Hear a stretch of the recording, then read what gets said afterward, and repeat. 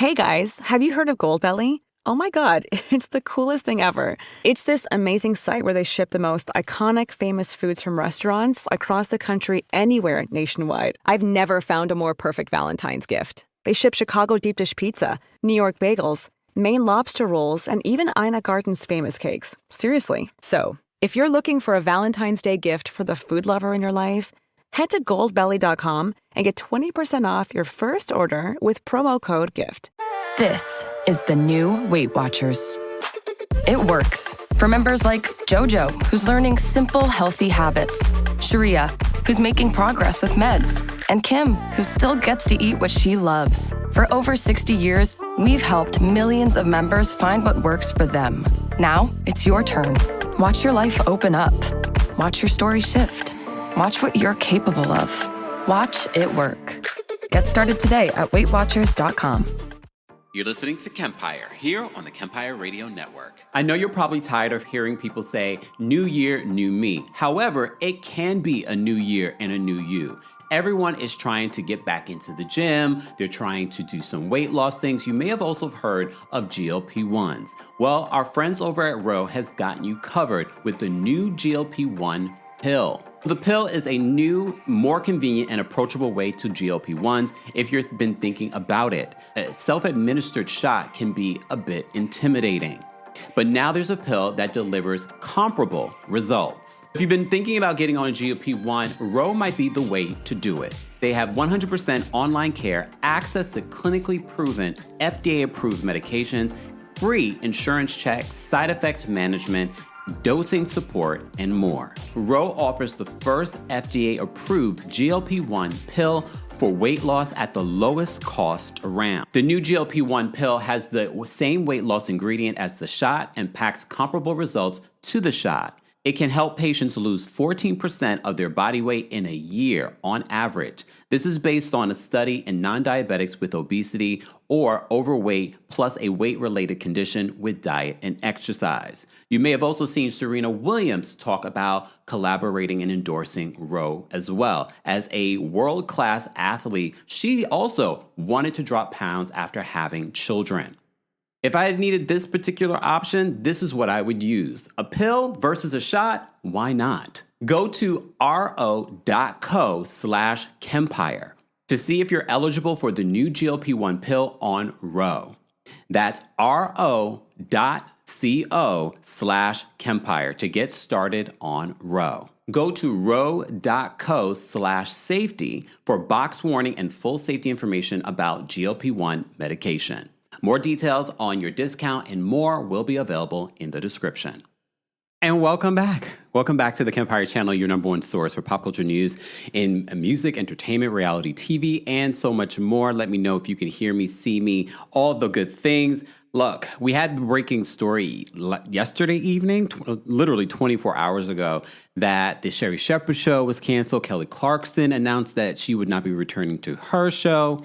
So I knew that this was a big conversation because so many of you have been in the comment section with your own speculations on what is happening. Some people are saying daytime talk is dead. So I wanted this, I will voice my opinion, but I also want to hear, genuinely, I want to hear, even those of you watching the replay of this, I want to hear your opinion so that we can really make an assessment on, is daytime talk dead? Should we be pivoting? Should we be doing something differently? Or is daytime coming to YouTube? Well, some people thought at some particular point that YouTube was dead, but I think after the pandemic, people realized that it's not. And it's the way to go. The Oscars are going to be coming to YouTube in 2029, I believe they said. So there's a lot of things happening here on YouTube and on streaming platforms. TikTok might be dead though. Yep. But I did save some of your comments, guys. But before we get into that, I do want to remind you to like this video, to share this video, and don't forget you can also hear the audio of our live recaps and special episodes on the Kempire podcast. It's not just the live recaps that are there. There's also additional content. So be sure to subscribe and give us a 5-star review on Apple Podcasts, on Spotify. Speaking of Spotify, I was just on the Morally Corrupt podcast with Rachel Lindsay. So if you missed that today, that is now available. Be sure to check that out and let them know how much you love when Kempire comes through. Right? Right. Shout out to everyone that's in the chat. We appreciate you guys being here. I did want to briefly, before we get into this daytime talk, because the Today Show is daytime. It's daytime news. It's not necessarily daytime talk necessarily, but this is news. I don't know if you guys have seen the story about Savannah Guthrie's mother being kidnapped and she's missing. So the original story from TMZ and their exclusive details reported this yesterday or the day before? I can't even keep up now. They said another bombshell in the case of the Savannah Guthrie's missing mother. Police tell TMZ that Nancy Guthrie was taken by force from her Arizona home in the middle of the night. A rep for the Pima County Sheriff's Office says that Guthrie is believed to have been abducted from her home in the ritzy neighborhood of Catalina Foothills. The rep said that investigators are looking at registered S offenders and others in the area while combing through videos from cameras at Guthrie's home, neighbors' residences, local businesses, and traffic lights. Police have not identified a suspect. So they had a couple of updates since then, and they said that Savannah Guthrie's mother was taken from her bed. The sheriff, Nanos, is now clarifying that Nancy was in bed at some point during the night, but investigators don't know specifically if she was taken from her bed. I don't know how you would know that. You just know that she was in bed. Or who knows? Maybe she heard a sound. Who knows? Well, here's the thing. According to TMZ, there was some sort of ransom note. They're also stating this in their latest update. They said there's a trail of blood leading away from the front door of the Arizona home of Today Show anchor Savannah Guthrie's kidnapped mom, and it's all on video. They said new footage captured by News Nation senior national correspondent Brian Enton shows blood drops and splatter on Nancy Guthrie's front porch. Nancy was reported missing Sunday. Cops say that she was snatched from her bed in the middle of the night, and it looks like there's an unopened Amazon package on the porch, too. Blood was reportedly found inside the home alongside signs of forced entry, and Pima County Sheriff's Department says the DNA samples collected at the Tucson area home are confirmed to belong to Nancy. It's unclear if the blood we're seeing outside the home belongs to Nancy, but we know that homicide detectives are investigating the case. TMZ has received an alleged ransom note demanding payment for Nancy's release, and there's a deadline and a demand for millions worth of Bitcoin. We forwarded the note to law enforcement, according to TMZ. They said Savannah has been absent from the Today Show amid her mom's abduction, though she did thank fans for their thoughts and prayers. You may have also seen that there's a lot of speculation on politically, whatever this has to do with. I'm sure Savannah does not want to hear about your conspiracy theories. I'm just going to say that. She just wants her mom home. So save your conspiracy theories for somewhere else. We won't do it here. And let's just pray for the safe return of her mom. All right? So I did see that story, and I was just like, oh, gosh, this is like, we've never seen anything like this before or heard anything like this before. But since it is related to daytime television, I wanted to bring it up. All right? All right. I did save a couple of your comments that I saw, because I saw a lot of you already starting the conversation in regards to, is daytime talk dead? What is going on? So before we even get into whether or not and answering that question, I do want to see what some of you guys were saying in the chat. 2 Peas in a Bucket, thank you for being a member, said video killed the radio star. Daytime TV killed soap operas. Streamers and influencers killed daytime. It's just technology. Sherri's great, but daytime is just so phony. It's just a promo ass kiss fest. And if you watch Sherri shows, like some of the interviews I saw for Sherri, I would be like, oh my gosh, like, what is this? There really is no, it's just really, oh, we're here to promote something and that's it. We're going to ask you these very fluffy questions. There's no funny, there's no shade, it's just different. It's not worth watching. It's not worth spending a ton of money on. But we will get back to that. So I can definitely agree with you there. I Am Speaking says, I've heard that her show was in low ratings prior to her stepping away earlier. Here again, Kelly gets to say that she's walking away. Sherri's show gets blasted as canceled. I will say this in regards to Kelly Clarkson, which we will talk about in a second. they've been saying for a while now that she was going to be stepping away from her show because of what was going on with her now deceased ex-husband. So, but again, that could be a narrative that had been being put out there for a while to set us up for this. Who knows? Miss Melly Magic said Miss Netta's talk show to replace Sherri Shepherd. Okay. Some of you are probably like, who's Miss Netta? Queen D says this. I feel the universe is clearing the way for Kempire's daytime talk show that he will have. It's all in the plan. We see each other. Look. We see each other. Okay? Because I have thoughts on this. Because people say that daytime talk is dead, and part of me doesn't believe that daytime talk is dead. Is that the talent is subpar. It's subpar. Look at what we see on daytime talk right now in comparison to what we used to see. Let me just bring you to the 90s. What we used to see: Rosie O'Donnell, Maury Povich, Jenny Jones, Geraldo Herrera, Jerry Springer, Montel Williams, Ricky Lake. But I will get back to this. The talent is just not there. Sorry, no shade to the people currently on television right now. I will say this: we wouldn't be talking about Wendy Williams being canceled. I think Wendy would shine right now. The Diddy of it all, the president of it all, the Jay-Z of it all.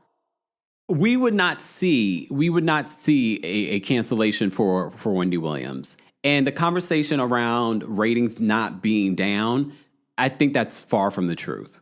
I definitely think that's far from the truth. But we will get back to that. So this all started yesterday when Kelly Clarkson announced that she would not be returning to her daytime talk show. As I mentioned before, there have been rumors that she was going to not return for a while. I think since last season there were rumors. I think she was over it as well. I'll say that. I think she was over it. You know, we talk astrological signs, and when I go to daytime, I'll be bringing astrological signs there too. Okay. She's a Taurus.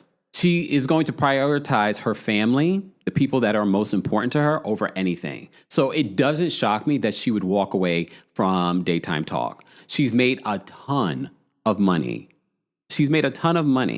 Okay?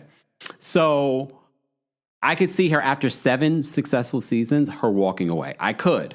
But I also, as you guys speculate, daytime talk could be on the downslide. And maybe her particular show was on the downslide. And they allowed her to say she was leaving. Okay? Well, Kelly confirmed yesterday that she would be ending her daytime talk show, saying, I have been extremely fortunate to work with such an outstanding group of people at the Kelly Clarkson Show, both in Los Angeles and New York. Because you remember her show started in LA and then she moved it to New York. There have been so many amazing moments and shows over these 7 seasons.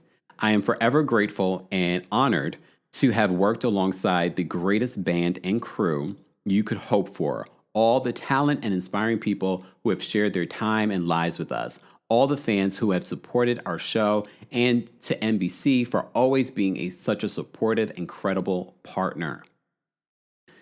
Because of all of that, this was not an easy decision, but this season will be my last hosting the Kelly Clarkson Show. Stepping away from the daily schedule will allow me to prioritize my kids, which feels necessary and right for this next chapter of our lives. This isn't goodbye. I'll still be making music, which is her first passion. She's our American Idol. Playing shows, which she's been doing. I was just saying this about Sherri. I'm like, why is Sherri going on tour? She has a whole daytime talk show. I feel like Kelly maybe was just like, let me keep my creative out there when it comes to the music. Playing shows here and there, she says, and you may catch me on The Voice from time to time. You never know where I might show up next. But for now, I want to thank y'all so much for allowing our show to be a part of your lives and for believing in us and hanging with us for 7 incredible seasons. So Kelly made that announcement. I then saw the announcement that, damn, y'all, not y'all canceling shows in the chat. then I saw the announcement. Well, there wasn't an official announcement. I saw the blogs reporting on, Sherri Shepherd's show reportedly canceled after 4 seasons. I was like, wait a minute. So it wasn't until I went to Variety where there was an actual statement from the producers of the Sherri Shepherd show. So let me just backtrack before we even get to that.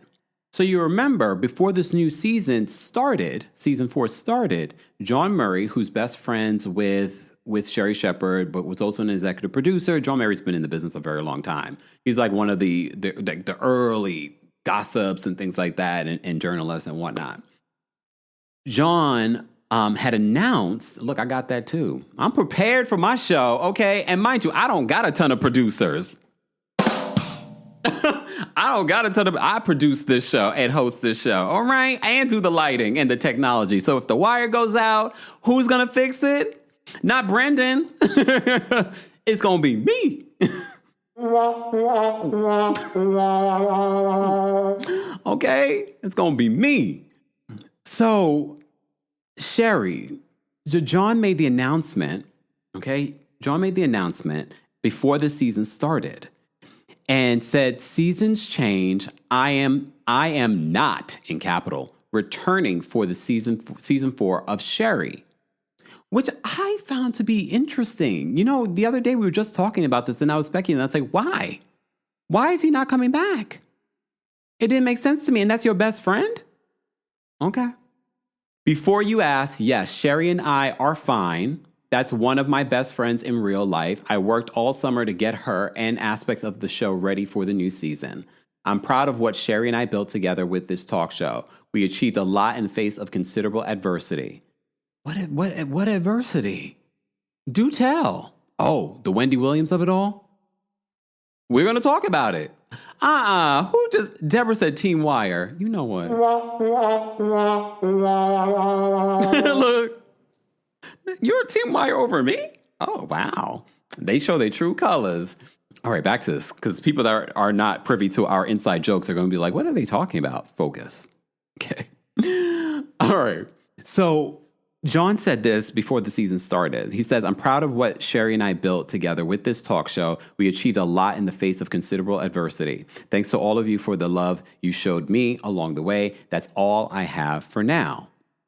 So a lot of people speculate, like what is going on? But now with this cancellation news, it makes me wonder they were making cutbacks. That's what I feel. Like they were probably making cutbacks.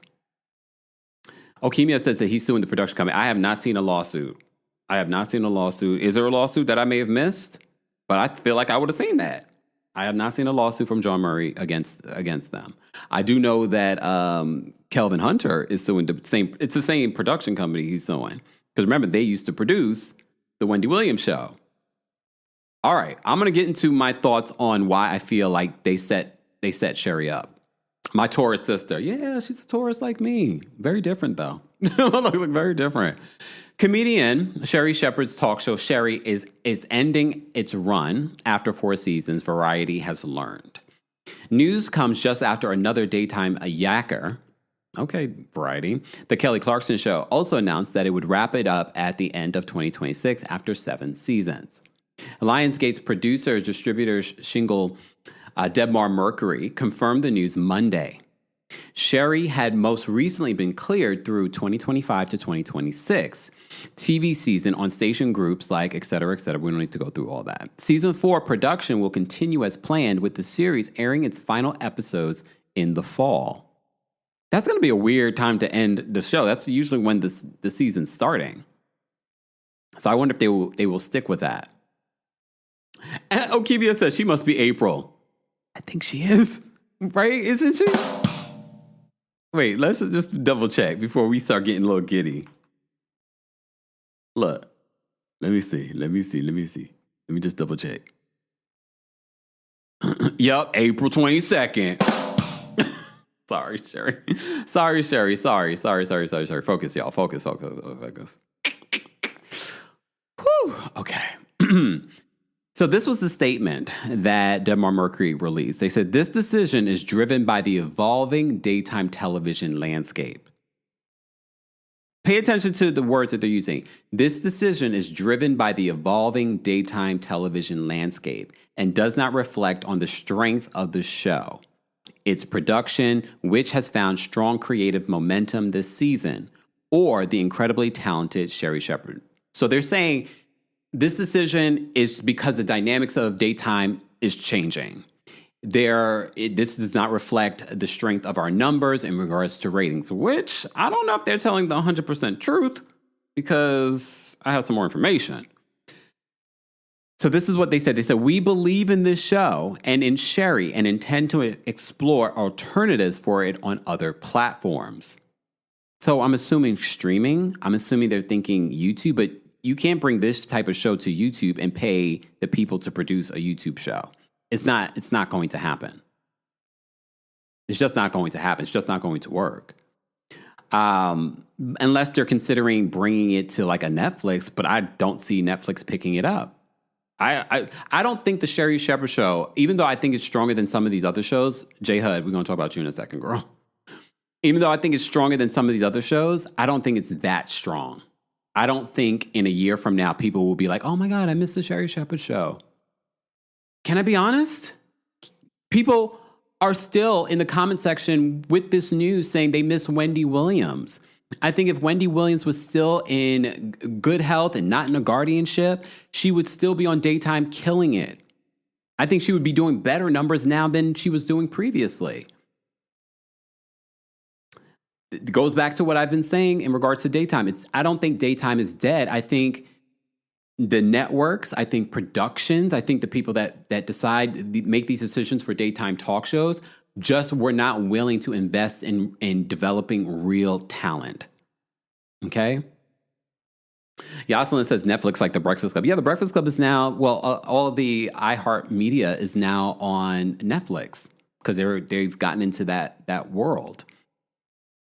So they continue, said last season, upon its pickup, Fox TV station's exec vice president of programming, Frank Chichka, called the show a linchpin of our daytime lineup. Sherri tapes at the New York Chelsea studios and is both produced and distributed by Debmar Mercury, the same people that produced the Wendy Williams show. You remember, this is how it all happened. I feel like that was also the downfall of the show and why people never really connected with Sherri. I feel like there was like a dark cloud over the show because people were comparing it to Wendy. People also felt a way about how the transition happened from the Wendy Williams show to the Sherri Shepherd show. And there were a variety of different reasons. Let me remind you, because y'all thought we forgot. No, we covered it all here. And if you're new here, check out our YouTube channel, okay? Remember how Wendy was not showing up to work, apparently. This was according to reports. She wasn't showing up to work. Remember, it was the pandemic. Wendy was having her issues. You know, she had the situation with Kelvin as well. He cheated, had a whole baby on her. She left him. Things just, she just wasn't the same. But she wasn't showing up for work because she said she wasn't well. So they had a bunch of different people coming in to cover for her, okay? Eventually, the network ended up giving this new time slot to Sherri Shepherd. Here's the problem, though. The Sherri Shepherd show never felt completely unique to itself. It felt like the Wendy Williams show replacement. And it was still had the elements, the guests, and not even just the celebrity guests, like the usual people that would come on the Wendy Williams show every single day. And every single week were the same people they were bringing on the Sherri Shepherd show. So it always felt like the Wendy Williams show, but with Sherri Shepherd as the host. So I felt like that was also a dark cloud over. Because let's be honest, Sherri Shepherd wasn't someone that lacked the experience. She was on The View for many, many years, so she learned a lot from being on The View. So she didn't come across everyone that saw her during Wendy Williams' absence and she was stepping in for Wendy Williams, like, oh my God, she would be great. She needs to get her own talk show. So a lot of people felt away with the way that it was transitioned. And at the end of the day, I don't put that on Sherri. I put that on Debmar Mercury, on how they handled that. They handled that poorly. And I understand they were in a bind with Wendy Williams and what Wendy Williams was going through, but the way they handled that was handled poorly. And don't forget this part, because we talked about this and they try to clean it up really quickly. Remember, they tried to put the Sherri Shepherd show on Wendy's YouTube channel. You remember that? So many of you were subscribed to the Wendy Williams YouTube channel that had over a couple of million subscribers, and they tried to put her on that channel. Remember that? Until shout out to Chronicle Speaks, we all discovered it. We're like, no. Like, wait a minute. Y'all can't do that. We didn't come here for Sherri Shepherd. We subscribed for Wendy's stuff. Eventually, they relaunched Wendy's YouTube channel and started uploading some of the past shows and things like that. That's in like the last year. Last year, they did that. But before that, they were trying to push the Sherri Shepherd show via Wendy's YouTube channel. Eventually, they took Nick Cannon, because remember Nick Cannon also had a Dubmore Mercury daytime talk show that lasted one season. That was canceled. So all of his socials, not even his socials, Jerry O'Connell's, I think, Instagram, they gave to Sherri. It was Nick Cannon show's YouTube channel. I'll just say allegedly. Look, I'm going to say allegedly, okay, because I'm also the lawyer for the channel.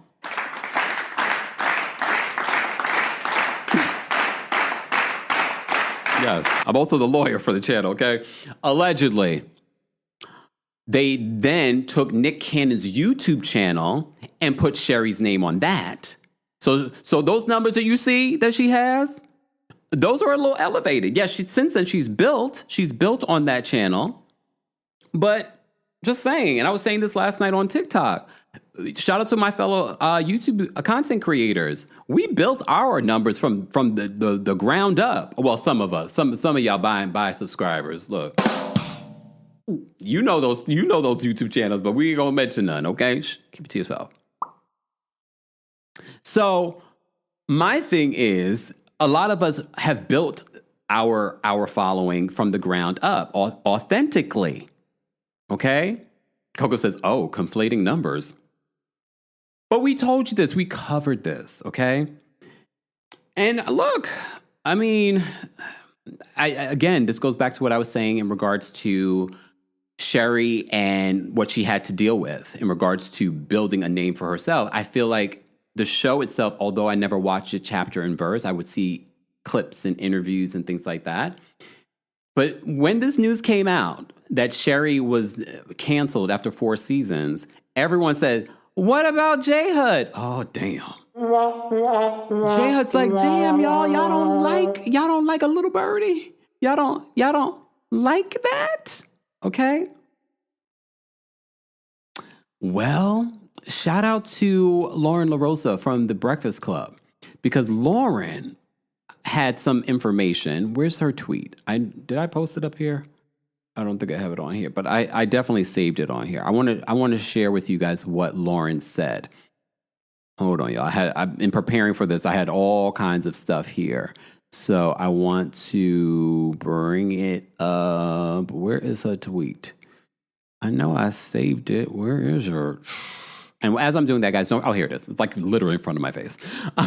As I'm doing that, guys, be sure to continue to like the video. We're talking about the state of daytime talk here on the channel. And this is a larger conversation. So Lauren posted this when the news came out yesterday. Shout out to Lauren LaRosa. Lauren says, "Just landed back in New York City to all of these major shakeups in daytime TV. Kelly Clarkson out after 7 seasons. Sherri Shepherd out after 4 seasons. So according to her, she says, and a source told me, sadly, that Jennifer Hudson's show is the next cancellation we'll see." Are we shocked? Honestly, I would have thought Jennifer Hudson before anyone else. Anyone else, I would have thought Jennifer Hudson, because I've seen a few interviews with Jennifer Hudson, and I'm just like, and people making jokes. Like, that is a viral, some people become viral on TikTok by making jokes about the way that Jennifer Hudson is ill-prepared and is a terrible, terrible interviewer. And at this particular point, the spirit tunnel, people are like, we're over it. We're over it. I want to play a clip, though. I do want to play a clip from what what they said on the Breakfast Club because I thought it was relevant. So let me just play a quick clip for you guys in regards to what they said on the Breakfast Club this morning. If I could find it. Lord have mercy. Oh, I'm on the wrong thing. And for those that are just joining us, we're talking about the state of daytime television. Let me just here it is. Hold on. Show will be canceled after 4 seasons. No! It was also announced that Kelly Clarkson's show will be canceled after 7 seasons. And Kelly Clarkson is saying that, she wants to take a step back to focus on her family and her kids. Her ex-husband had gotten sick not too long ago. Mm-hmm. And this was rumored then that this would happen. But the conversation right now, because I was told by a source that is very in the know that Jennifer Hudson's show is going to be the next cancellation that we hear. No! That's just hilarious. No, yes, no.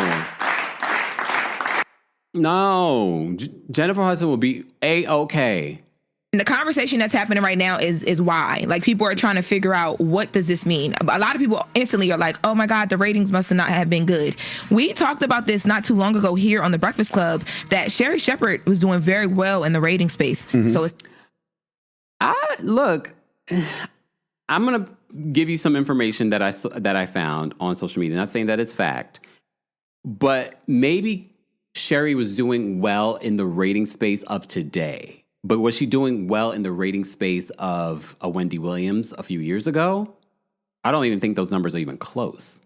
Tamron Hall, like a lot of these shows. Jennifer Hudson I talked to one of my friends who works in the talk show space yesterday, and what they were describing to me was everybody had their own thing. So Jennifer Hudson leads very well on social media stuff because the spirit tunnel. Sherri Shepherd had... Also, Jennifer Hudson's, those moments where she's singing with her guests and things like those moments would go viral, but that's not enough to pay for a daytime talk show, to pay for those salaries. And that's who I really feel for. I feel for the staff. Jennifer Hudson's going to be okay. Jennifer Hudson will be on tour. She'll have another album. She'll be a judge on one of these shows. She will be okay. All right? But I feel for the staff. As a younger audience, Tamron does what she does in her audience, but they're doing well. They're competing. All of that is great. What about the money, though? The issue is what about the money. revenue? It's a ratings and revenue game. Yes.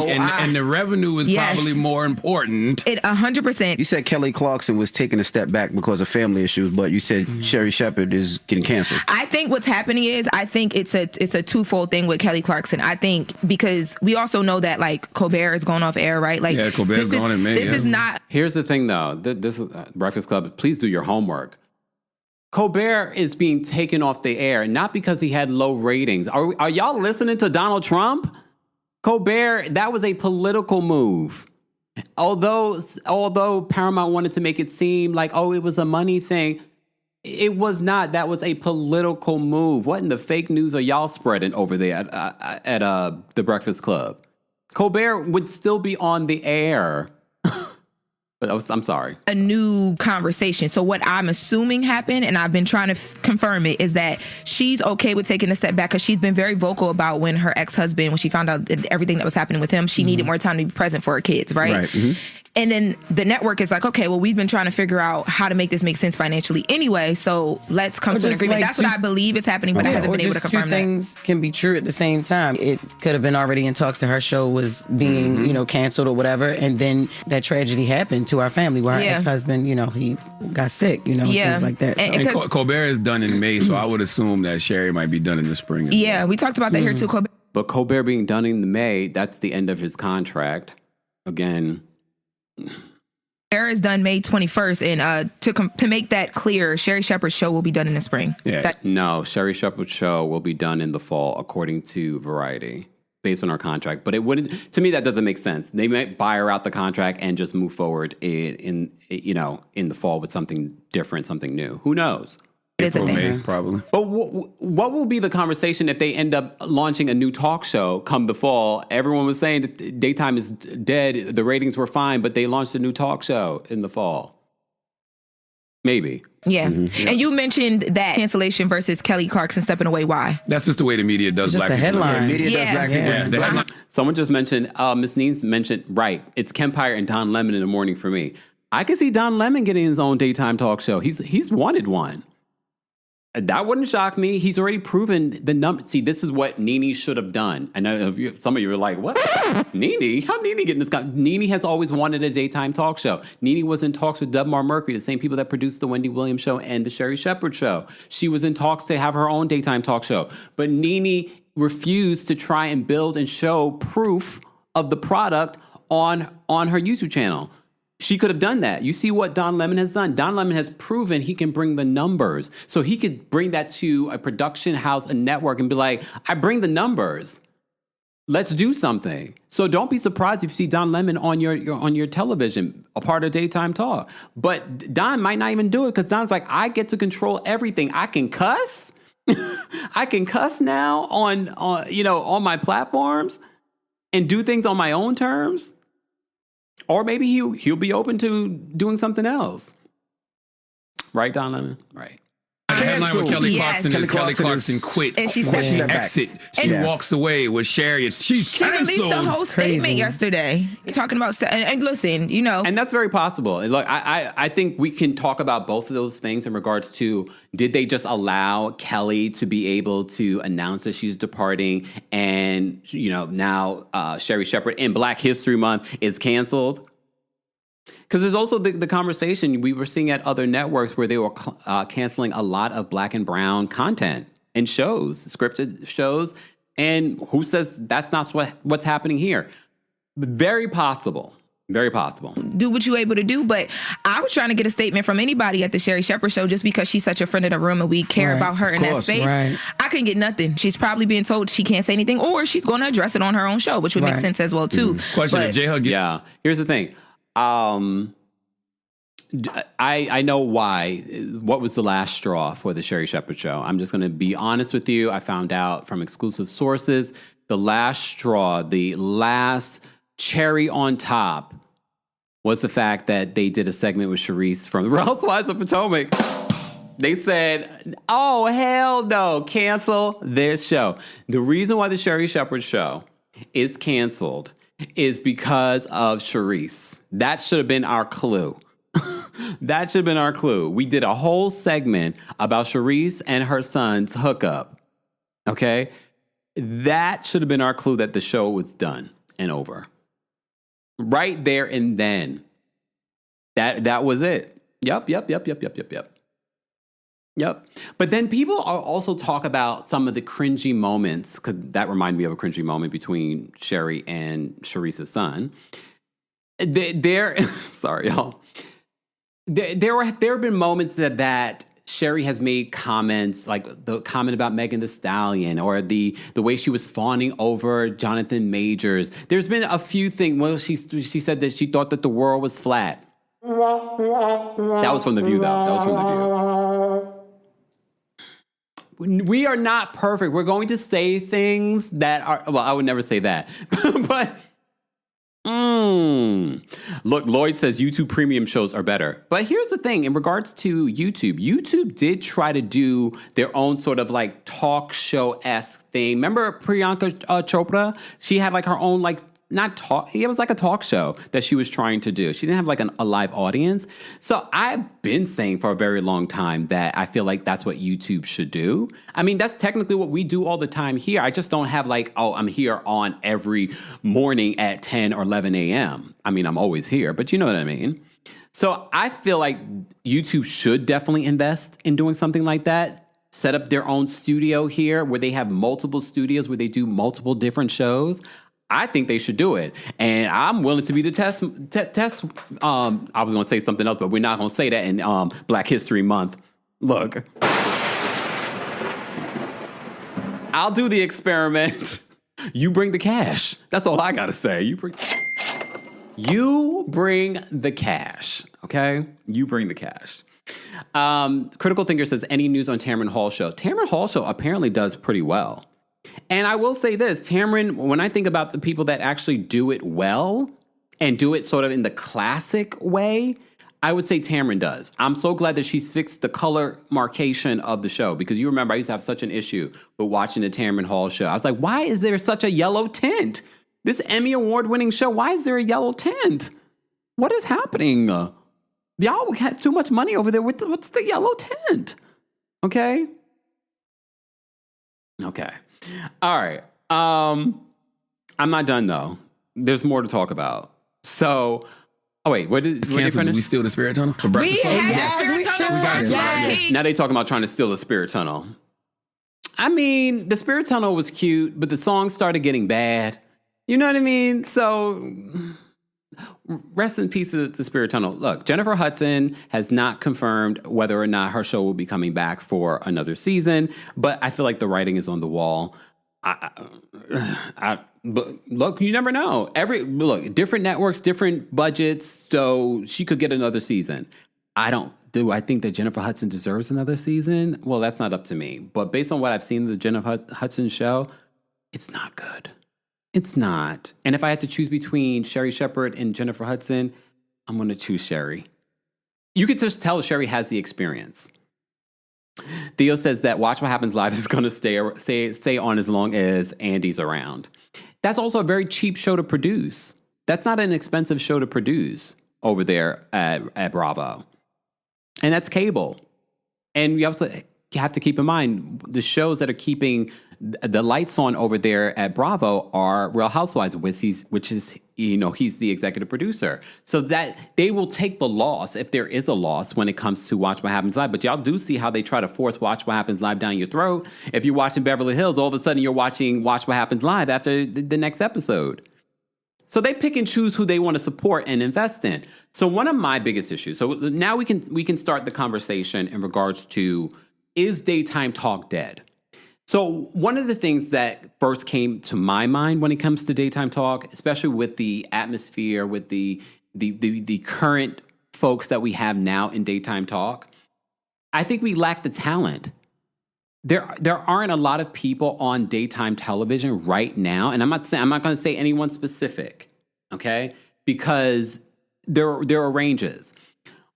But the talent pool when it comes to daytime talk is not there. It also reminds me of the music industry in regards to how it went from they would develop artists to now you have to develop yourself. You have to have a following before they even consider you. A lot of people don't even go to major record labels anymore because the budgets aren't there. They will put out independent music. Look at Duran, who just won a Grammy as an independent artist. It's just a very different era in regards to very cookie cutter, very microwavable, society that we live in. Look at why TikTok became so hugely famous. It was short form content. TikTok forced these other platforms like Instagram and YouTube to create short form content because we can't sit around and pay attention. But I don't think we should just evolve into just short form content. I think what we need to do, especially when it comes to daytime talk, is make it worth watching. Because you also have noticed that TikTok has gotten into long form content. And people will watch long form if it's interesting. If you are interesting and dynamic, people will engage. People will watch an hour long. We will go live for 3 hours and we will have thousands of people in the chat. And this is not me trying to promote my show. My show will come, period. Because some of y'all will be like, you want to take this person's place and you want to be this one. No, I will be Kempire, the daytime Emmy Award winning show, period. So if y'all think I want somebody's job, no, my job will be there. There's room for everybody. And honestly, I want room for everyone that's interesting. Right now, daytime talk is not interesting.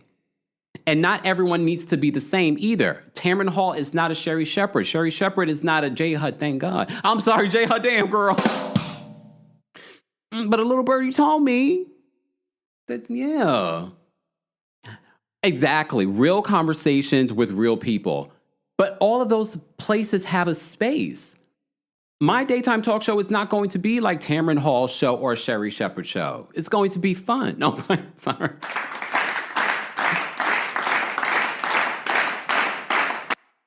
But I can also have a serious conversation and do a serious interview. Okay? Charisse is going to come on my show. Charisse, why are you talking about your son's hookup? Are you trying to get back on the show? Like what? And I'm not going to be like, Bravo, y'all need to put Charisse on this show. No, we do not. We do not. Charisse, why are you doing a whole promo tour on your son's hookup? You were on the morning news. You were on Carlos King's Poor Kiss. And now you're on my show, and now you put the nail in my coffin. What? Damn. Right? Trudy says Kevin's going to play that clip with Meredith on his show. Yes. Yes. Come on now. Yeah. Oh, Paige, this is a good question. Paige says, Kempire, what network would you ideally want your talk show on if you could choose? I would definitely watch. There really isn't a particular network because at the end of the day, and this is a lesson for all of us, it's going to be about the stipulations of your contract. So it's going to be whatever network is going to be willing to see the creative vision of what I see for myself in the show. And that's going to put the resources in developing the show that you want to be where people believe in you. And that might be at a network, that might be at Netflix, that might be at YouTube. YouTube might say, you know what, we're going to launch a daytime talk show. It's going to be where people believe in you and where they got the money. Come on now. You need to know your worth. You need to know your worth. All right. I've digressed. I just want to remind you guys, back in the 90s, oh my gosh, the 90s. I know I'm going to sound like a old fogey. Someone said Zeus. I will not be going to Zeus, okay? You also need to pay attention to their other programming. If the other programming doesn't align with your values or your show, then can you imagine if I said, guys, I'm launching my daytime talk show on Zeus? You'd be like, Kempire, what? Have you lost your mind? And that would be basically me choosing money over actually thinking that through. Because they could be like, oh, we're going to roll the Brinks truck out for you. Yeah, but that doesn't make sense. That would be a stupid business move. Just saying. Chini says, not Zeus. Yeah, Zeus. No, I'm not going to Zeus. All right. I'm not done, though, because I'm going to sound like an old fogey here. 90s music, the 90s era, was our renaissance. Do y'all realize that? For those of you that are a particular age, the 90s were our renaissance. Every genre of music, movies, TV shows, and daytime talk. All right, let me remind you. Daytime talk was killing it. We had Oprah, we had Jerry Springer, we had Geraldo, we had Rosie O'Donnell, we had Sally Jesse Raphael, we had Ricky Lake. Mind you, when you look at these people, besides Rosie, because I feel like that's when they started getting into more people that were celebrities hosting daytime talk shows. When Oprah started her daytime talk show, y'all didn't know who Oprah was. Y'all fell in love with who Oprah was. But y'all didn't know she was a news anchor when she started her daytime talk show. A lot of these people you didn't know. Look, Jenny Jones, Richard Bay, remember? Montel Williams. The 90s was our golden era, okay? Our golden era of everything, music, entertainment. When will we ever have an era like that again?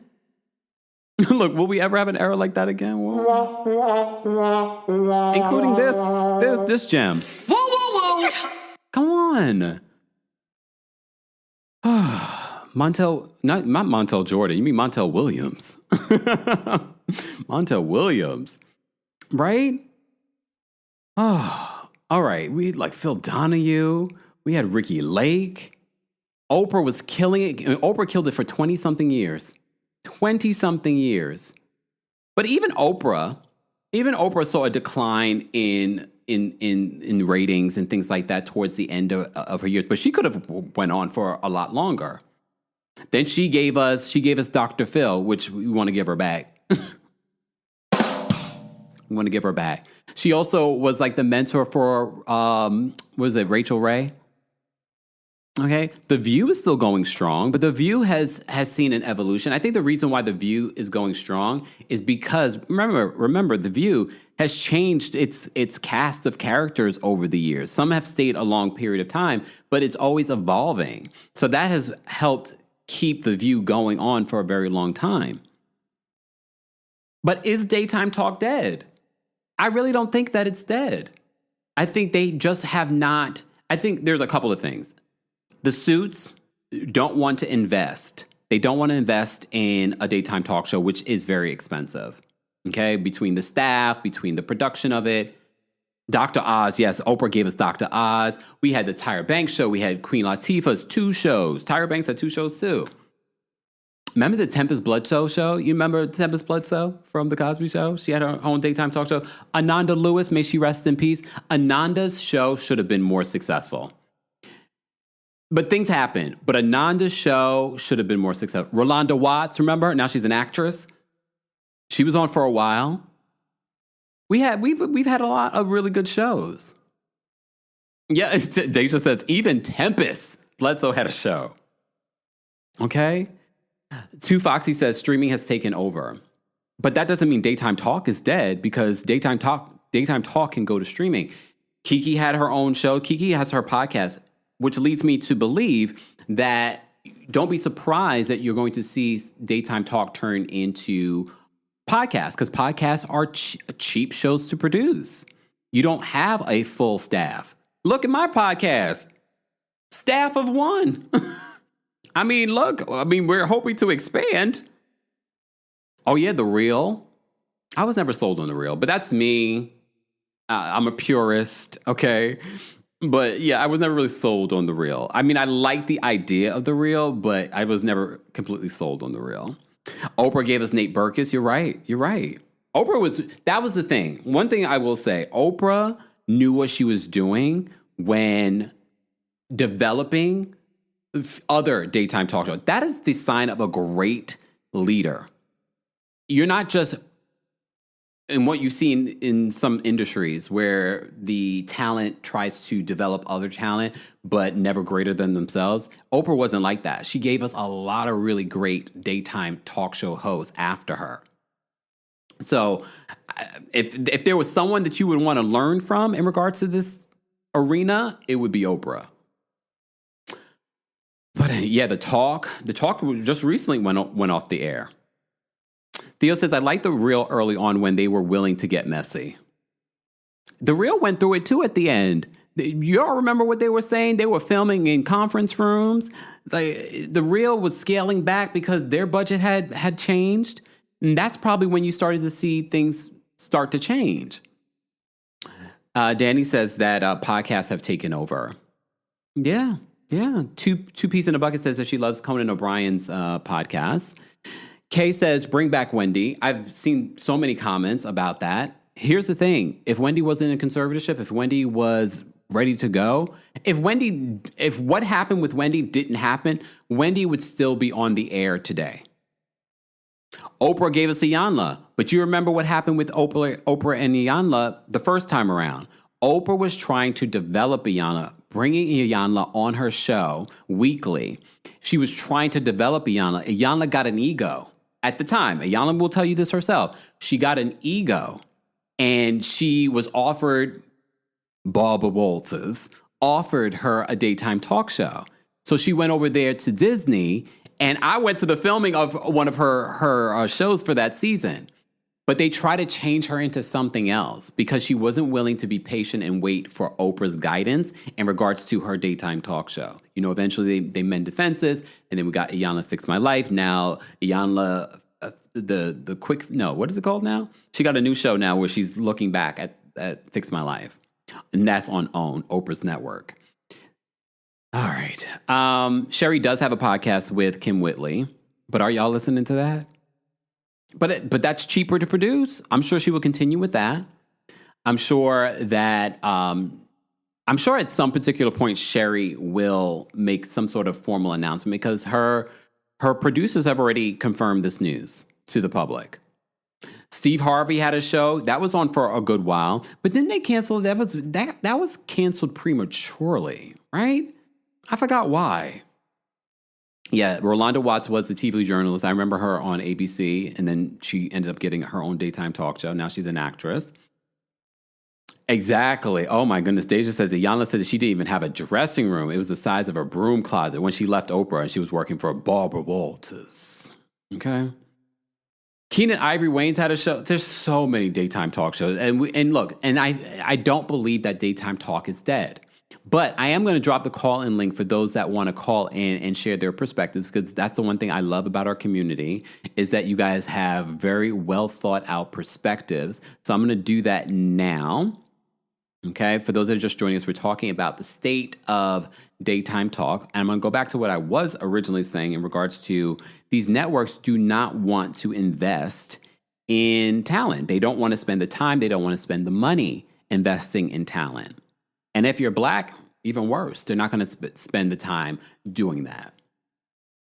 Because they're more about like, let me get my money first, and then you'll get your money next. So they're going to start lowballing people too. I wonder what this means for other shows, because Kelly and Mark seems to be fine. They do very well in the ratings. I don't think their show is that expensive to make. However, they have very expensive salaries. What is that negotiation like when your co-host is your wife and she's making millions of dollars, and when you're negotiating your contract, you know how much your wife is making? That's interesting. I never thought about that. Do you guys watch Kelly and Mark? I don't watch it. I used to watch before it was Kelly, when it was Regis and Kathy Lee. Oh, Lord, here we go. But I do remember when Kelly came on, and I was like, wow, she was a perfect fit with her and Regis. And then it's had different iterations. Michael Strahan was there. Jerry O'Connell was there. Ryan Seacrest was there. So that's had multiple iterations, okay? Thank you guys so much for all of the super chats. We appreciate it, guys. You can also support just by liking today's video for our late night talk show. See, look, I don't know. When I do my daytime talk show, y'all might not get lives like this at night, okay? Ms. Parker, thank you so much for the super chat. Ms. Parker says, a little birdie let me know Kempire was live. Demi, thank you so much for the super chat. Demi says, I have theories on this. I'll have to wait, but I sincerely hope that the Nance is okay. So, something stinks about this in regards to Nancy Guthrie, Savannah Guthrie's mother. Thank you, Demi, for another super chat. Demi says, not conspiracy theories, nothing like that. Thank you, Demi. Calbert, thank you so much for the super chat. We don't watch daytime talk shows. We are watching you, Kempire. Well, thank you, Calbert. I almost completely forgot. I saved this tweet because I thought this was relevant to the conversation that we were having about daytime talk shows. So this user, Kashawn, who's a TV producer, weighed in saying, should I speak on this, reposting Variety's article on Sherri Shepherd's show being canceled? So he or they say, I don't know. You know, I try to be respectful of people's pronouns. I don't want to assume. So Kashawn says this. Wow, ain't know this would blow up like this. All I had to say is daytime talk shows are dead. Ratings were very low, and they are low across the board. They are probably going to replace Sherri and J-Hud with local news shows because they are cheaper and get better ratings. This is his perspective as a producer. He says, the industry has changed dramatically since 2020. Nobody is watching the daily average for these shows are 0.3/4. Can't sustain a staff of 100 plus with ratings like that. Back when I started, a show like Maury was getting 5.0. These shows aren't cheap to produce. After the pandemic, and probably before, viewers didn't rely on cable/traditional TV for entertainment. They don't need to watch a full show to learn about their favorite celebrity. It's really rough out here for us TV producers. Pray for us. That says to me that there needs to be a different approach to how these shows are produced. But I also believe you would bring in if you bring in a dynamic personality and someone that's interesting, that would change. You would see people starting to watch again. I don't feel like that. Look, we like I said before, you had people, I know this is years ago, people like Ricki Lake. Maybe some people didn't remember that Ricki Lake was an actress, a young actress. She came on there and basically as a nobody and created a hugely popular show. Was it just because of her? It was a combination of her and her guests. I hear good things about Karama's show. But you guys let me know. I've never watched Karamo's show, but apparently people are watching. And his sort of dynamic is very old school to how they used to do daytime talk shows, like not necessarily Jerry Springer. I wouldn't say he's Jerry Springer, but sort of in that vein. So that's what Kashawn had to say. Jamie, thank you so much for the super chat. Jamie says, we don't need daytime talk shows since YouTubers are killing the game right now. But here's the thing. Us YouTubers have to work 1,000 times as hard to produce the content. And we rely on advertiser dollars. These shows rely on advertiser dollars, but we rely on it on a monthly basis versus, okay, they bought out the time slot and you're getting a salary.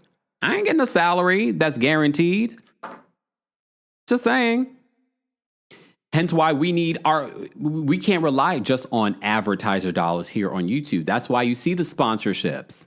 Okay, speaking of sponsorships, today's live is brought to you by our friends over at Rose Forever. Come on. Valentine's Day is literally 2 weeks away. Have you gotten your roses yet for the person that you love? And if you haven't, this is your reminder. You probably didn't even realize that Valentine's Day was right around the corner. You were probably ignoring all the Valentine's Day merch and things like that. That just literally came out while it was still the holidays. Well, I'm here to remind you. We have partnered with our friends over at Rose Forever yet again. This is probably our umpteenth year of working with them. And these roses that I'm holding in my hand are from a year ago. And I wish you could smell this through the screen. They still smell like roses, and they are. These are real roses that will last you up to a year. Our friends over at Rose Forever don't just sell roses, though. You can get roses, you can get hydrangeas, but also for those that want other roses other than red, even though it's traditional, maybe you want purple, maybe you want pink, maybe you want white, maybe you want blue. There are colors for you. But now Rose Forever also has candles and delicious, big, huge candles. And we're back. Look how, in comparison to my head, look how big this candle is. And there's so many delicious flavors for you. So if there's something that you wanted to get for yourself or someone you love or just someone you appreciate and you were thinking of an idea of something that is actually long lasting, get you something from Rose Forever. And of course, we've gotten you covered with a discount. Be sure to check out our discount code and our special link available in the description. Time is running out. Literally, after this week, there will only be 2 weeks. And you want to keep enough time for delivery. And delivery is really good with our friends over at Rose Forever as well. Get your Rose Forever, something that will last you and something that people will look back at and like, oh, I remember the person that got me that. And they got me that last year. It's still beautiful. It's still luxurious. Get you something today. More information, again, will be available in the description along with your discount. And we're back. Thank you to Rose Forever for being one of our proud sponsors. They've been a sponsor here on the channel for a very long time. Go get you something, y'all. Valentine's Day is 11 days away. Do y'all know that? At this particular point, it's 10 days away. Again, support our sponsors because, as I said, so that you guys understand the business of this, yes, the Sherri Shepherd shows and they rely on advertiser dollars, but they got salaries. Everyone got salaries. Ain't nobody got a salary over here. I got to be hustling. I'm out here hustling, and I'm working at 7:00 at night producing this show for you guys and promoting it. All right. Kendra, thank you so much for the super chat. Kendra says, some of these podcasts should be canceled. Just because you have a mic doesn't mean you need a show. Kempire, you take what you do seriously and research before speaking on things. Others just blow hot air. And again, this is why I think it's important to make sure whoever they're going to be throwing money behind, that they're actually investing in quality versus just, what you see out there. Ms. Parker, thank you so much for the super chat. Ms. Parker says, so you saying J-Hud might have to fall back on doing whistling tributes? No,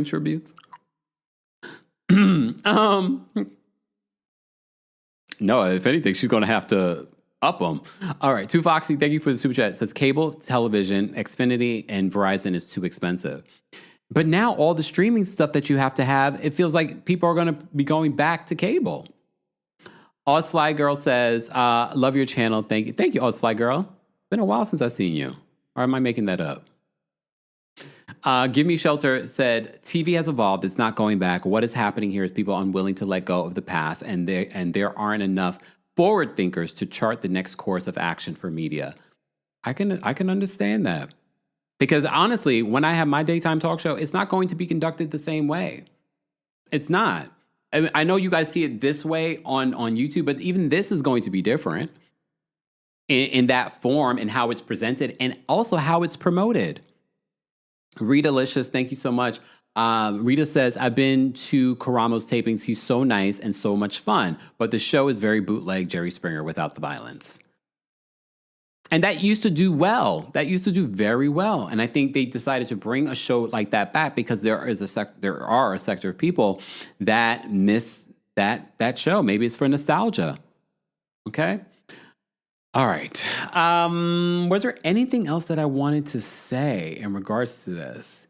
And I know a lot of you keep asking for Wendy Williams to come back. Wendy Williams, right now, she has to get out of a conservatorship.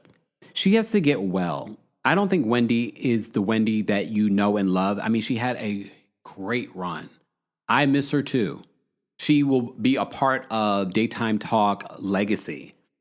Without a doubt. Without a doubt. She also had wanted a daytime talk show for a very long time. And then when she got it, remember, if you've been a fan of Wendy, she was on radio for a very long time. But she had tested to do other talk shows before. And then she finally was able to do this particular one, and it was hugely successful. Again, I honestly believe if everything that did not happen with her, she would still be on, and she would be reigning supreme. The Diddy of it all, last year alone, her ratings would have been through the roof. It would have been through the roof, okay? Because she's been telling us about Diddy for years. But, things happen. MH says, I like Tamron Hall. I think Tamron Hall has her space in regards to, a serious journalist. She will push back. She does good interviews. So I do appreciate a Tamron Hall. I never understood the fascination with Drew Barrymore as a talk show host. I love Drew Barrymore as an actress, but as a talk show host that doesn't respect people's space, personal space, I could never get into it. But that's me. Obviously, there's an audience for that. I don't know those numbers, but what other talk shows are on the air? There's Karamo, there's J-Hud, there's Sherri Shepherd, there is, of course, The View, Tamron Hall. I was surprised that they even launched on CBS a new soap opera because remember there was a point where soap operas reigned supreme and then they were canceling them left and right and moving some to streaming. So... And now they relaunched the soap opera, so I don't know. I think it's going to be about quality over quantity. Oh, damn. Elle says Drew Barrymore still needs to learn about personal space. I think she thinks that's her thing now, that people make jokes about. Reporter Liz says that Drew be in people's laps. I don't like that, especially in this day and age of consent. Maybe they sign off consent before getting on the show. No, I'd be like, Drew, please, I love you, but please. Tears of Joy says we need journalists with a spine back. Yeah. The Chew. Remember the Chew? With the different foodie hosts and chefs and things like that. How long was that on? Oh, Deja says that Mario ruined the Chew. Damn. All right. Let's get to some callers. We're going to wrap this up a little bit. This conversation about, is daytime talk dead? If you're a part of the replay crew, I want to know your thoughts and opinions on this as well. Let's get to 600 likes and I'll drop the call and link for the general audience that wants to talk about this as well. But I see we have quite a few members that are backstage. If you're a member of the channel, you can just check the post tab on YouTube and get the call in link. Okay. Denise says personal bubble, please. I agree. Like give me 10 feet. All right. Not 6 feet, 10 feet. Bethany Frankel had a daytime talk show. Remember that? I don't think Bethany's a great interviewer. I don't think she's a great host. But here we are. Elle says, and let's not forget about Mamala. We're trying to forget about that. That's a little too close to Mammy. Okay. All right. Jasmine says, I love the Chew. Damn you, Mario. I will say this. I never really watched the Chew like that. It wasn't like my go-to. I used to watch a lot of daytime talk as a kid. All right. Exactly. Just Jules says Beyond the Gates is such a great soap opera. Quality, right? And people would think like, CBS, you're crazy for bringing a daytime talk show, a soap opera in this era. But apparently, quality gave us something, right? Reporter Liz says maybe Tyra will come back for a third time? No. But I'm looking forward, and we'll be recapping the reality series that they're doing on the documentary on America's Next Top Model. So if you're not a subscriber and you enjoy what we've been talking about, because we don't just talk about housewives here. Some people think we just talk about housewives. We don't. We talk about everything in pop culture. And we will be talking about that. Okay? All right. Let's get to the callers. All right? We got Cynthia backstage, a.k.a. Two Foxy. Hey, Cynthia. Hey, Kempire, how you doing? Oh, well, how are you? I'm fine. Kempire, you know what? I think the shift, I think it could be, I guess, generational changes. You know, we're millennials. Now, I think what's taking over is Gen Z. Maybe they're not into what we're into. I miss the 90s. I really do. Things have just really changed for the worst. Yeah. And like I said before, I believe that streaming has taken over. And that's my thoughts. Okay. Bring back the 90s. I don't know how that works. Yeah. I'm just, yeah. It's gone forever. That's it. Or learn what made the 90s special and bring that back. Because obviously the 90s, I said, was like a renaissance. So I don't think it's impossible. Thank you, Cynthia, for calling Empire. Take care. You too. All right. Janelle, we haven't spoken to Janelle in forever. Janelle. Bonjour, Kempire. Yeah, how are you, my dog? Oh, well, how are you? Have you moved? We'll talk offline. Oh, okay. Okay. I can't. You know what? If it was a members only, I'd be like, you know. I forgot that was a members only where we talked about that. Yeah. But offline, boo boo kitty, offline. Anyways, I will say this. A bunch of people in the chat were saying like, oh, I think it's gonna go to streaming. I do too. I cannot confirm nor deny where I heard this information from. But I can say is that that daytime talk shows, the reason why we got so many of them I would say like late 2000s, early 2010s, is because the soap operas were dying. The ratings were abysmal. They were getting less than 500K per episode, which is, back in those days, it was not good. Yeah. So then they would give us all these celebrity talk shows, and then the pandemic happened, and then people are now at home working remotely, and they're watching talk show after talk show after talk show, and they all start to blend together. They all start to look the same, and then people are now going like, well, I'd rather go turn on an old episode of The Office, of Scandal, whatever, on whatever streaming service, and I'd rather watch a marathon of that while I'm doing my work at home. Because for the most part, people are still hybrid. There's still people who work from home 3 to 4 days a week, and then you go in the office for the other days. So that's the reason why that they but they created a show like Beyond the Gates. My thing is that I think that they're going to create more scripted television for daytime talk, because people want something, because people are bored. But I'm sorry to interrupt you. Yeah. But don't you think, let's say a Wendy Williams was on still right now, that would still be appointment television? Yes, but she will be the only one. So that proves my point. There's not dynamic personalities in these positions. Right. She would be the only one. See, people were asking about why has The View survived so long. You mentioned it earlier that they've had a revolving door of guests. I mean, not guests, of hosts. So it's the only person who's been there, the only person who's still there from the first season, even though she was fired for a couple of seasons, is Joy. Yeah. So it's like, and then Whoopi, by this point, she's been there forever. Yeah. So, but also their niche is they talk about politics because people want to know what's going on, and they give their takes on it, and they do have opinions and voices of every type of political stance out there, or not all of them, but for the most part. And so I think it's going to go back to scripted television, because they're going to because these streamers, I cannot confirm or deny if they're doing well or not, but let's just say some of them are, some of them are not. And they need content.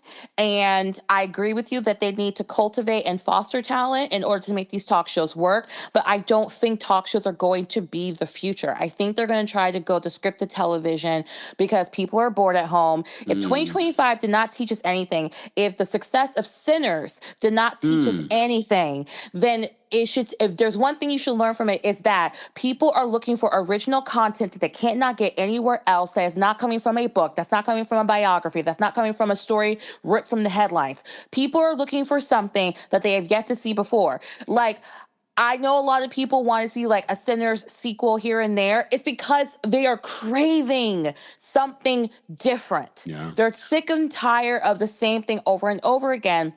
And the reason why I bring up Sinners is because you're seeing it right now happening on a micro level with daytime talk. The reason why the Life with Kelly show is so successful, and also I was on there as a dancer, by the way, back in 2014 when yes, Life with Kelly and Michael. Yes, honey, yes. A dancer and doing what? What kind of dancer?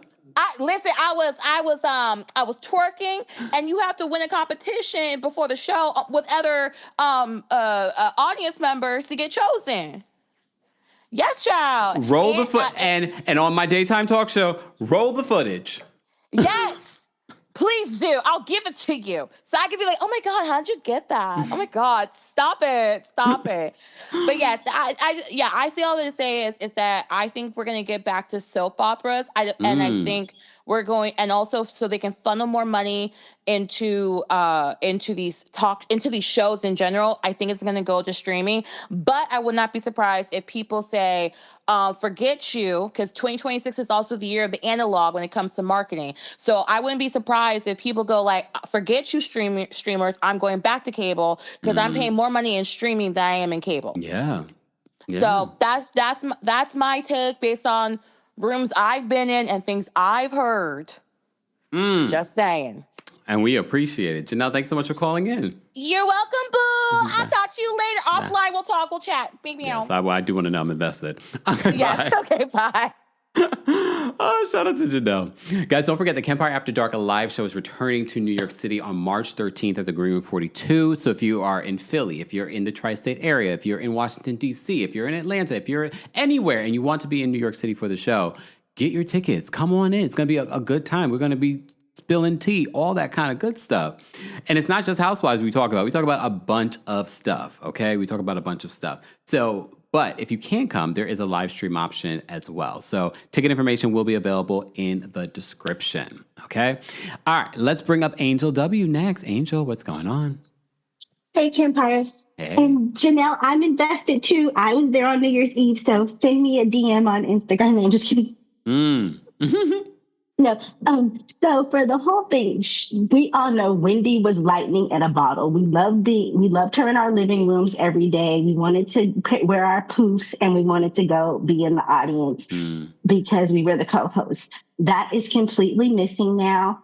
I think Sherri got lucky to be on 4 seasons because in my humble opinion, she should have got canceled as soon as Nick Cannon got canceled. That show shouldn't have made it. If Nick got canceled, Sherri should have been canceled.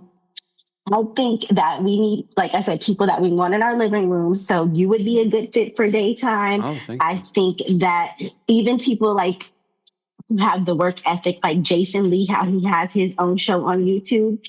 If daytime isn't going to give those opportunities, if the networks aren't going to give those opportunities to people we want to see, then you have to have the work ethic like you and him and build it for yourself and Dawn and get people to want to tune in. And then you can say, network, we don't need you and you guys can call the shots. And I think that's where we're headed because Oprah did it with the O Network and she can pop up with any Sunday Soul special she wants and she'll get all the views and all the replays on YouTube because she's Oprah. So we need that. And I'm looking forward to seeing you in 2027 or 2028 on a network show. Well, thank you, Angel. Have a great day. You're welcome, Kim. Bye. I definitely see Don getting his... I know there's probably conversations about him having his own talk show, so I wouldn't be surprised if we see a Don Lemon talk show, but I do think he likes the freedom of what he has here on YouTube and it being his own thing. But one thing Don will also tell you, it's not easy. Yes, he has a team. He has a bigger team than me. I'm just saying, but it all falls on him. he has to manage all of that. So it wouldn't shock me that he would be like, you know what? Yes, this is great having my freedom, but this is also a lot of work.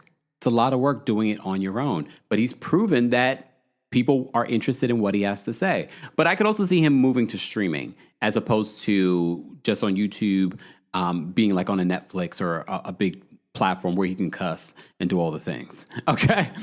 All right. I will drop the call and link for you guys in just a second. I'm giving our members free reign. Everyone else will have to be on a timestamp, a time limit. There we go.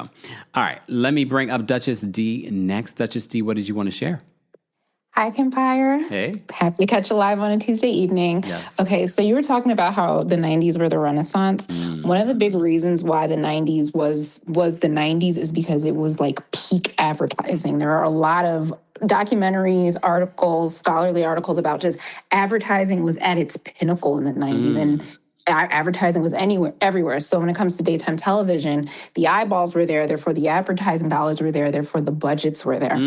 Now, you talked about how soap operas were getting canceled left and right, and now there's only a handful left. Yeah. And now you're seeing daytime television shows kind of struggle. One big thing with that is one of the key demographics for daytime television for a long time were retirees and housewives. Retirees especially, and economists have been talking about for years that retirement is just going to look very different in America as the years go on. And it may just be unattainable for people. So you're not going to have as many people of a certain age sitting at home with the time to watch daytime talk shows, soap operas, et cetera, et cetera. So I think that also plays a role. The eyeballs just aren't there anymore. And another thing is, part of what made Donahue and Oprah, were the fact that they were journalists first. Yeah. And before they were talk show hosts. Yeah. And yes, you had your Ricky Lakes and Jenny Joneses and stuff like that. But those two were so successful because they were journalists first. And Oprah could give a good interview because she was a journalist first. And then Wendy Williams was also a journalist before everything else. They're now just picking anybody to be a daytime host. So you're going to get more fluff, PR-approved interviews, kind of like what Ellen was doing for many, many years.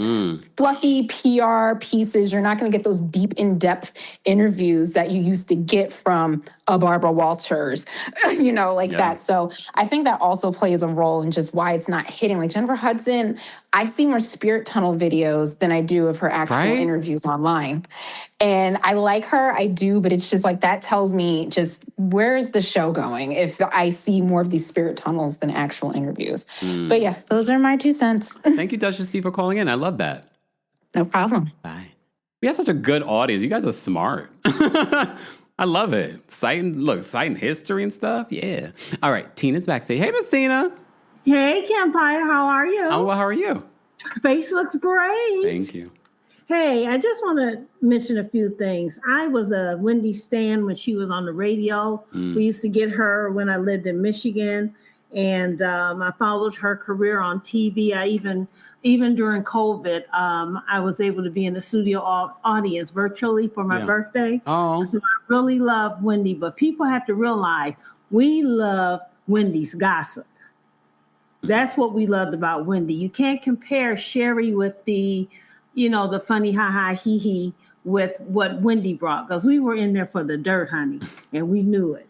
So, and then Karamo is more like a social worker, Phil Donahue kind of thing. So his show is not really a talk show to speak. And Sherri, I think they filmed her show from yesterday and today. So she'll be live tomorrow. So it's going to be interesting how her energy is going to be. Yeah. They just showed it on Entertainment Tonight, breaking down that she was going to be canceled. So it'll be interesting tomorrow. I hate that they're canceling her. So, she was just trying to give fun, lighthearted, ha-ha, hee-hee. So her and her 2 funny mamas will probably be good, and she'll go on the road and do what she got to do. Maybe she'll get a residency. Tina, I think that was the sign that this, because please understand, we're finding out about this now, but they've probably been talking about this for months, especially, I believe, John Murray was probably part of the budget cuts that they were having over there. So I'm sure that's why she announced that she was going on tour this year. I think the writing has been on the wall for a while. Well, her energy, the last two shows, yesterday and today, you can feel her energy is really off. But maybe she'll get a residency. We don't know. No. And you said you missed a chew. Carla and them have a YouTube show. Oh. Her, the guy that got in trouble for touchy-feely, and the other gentleman, Clinton, they have a show on YouTube. They call it something, and I do think they film in New York. Oh. Yeah, so they have a show. I can't think of the name of it, but they have a show, a YouTube show. It's her, Clinton, and the other guy. I can't think of his name. But I wish Sherri well. Darn it, I didn't get to go sit in the studio audience. I did get to see her outside of Melba's a couple of years ago, and she did stop and take a picture with me. So. Oh, that's nice. Well, you saw some time. It's not going to end until they're saying the fall, but... Child, I haven't been on a plane since you know who's been back in office. So. Well, I don't blame you. I don't blame you. Well, thank you, Tina, for calling in. All right, have a good night. You too. Bye. Bye-bye.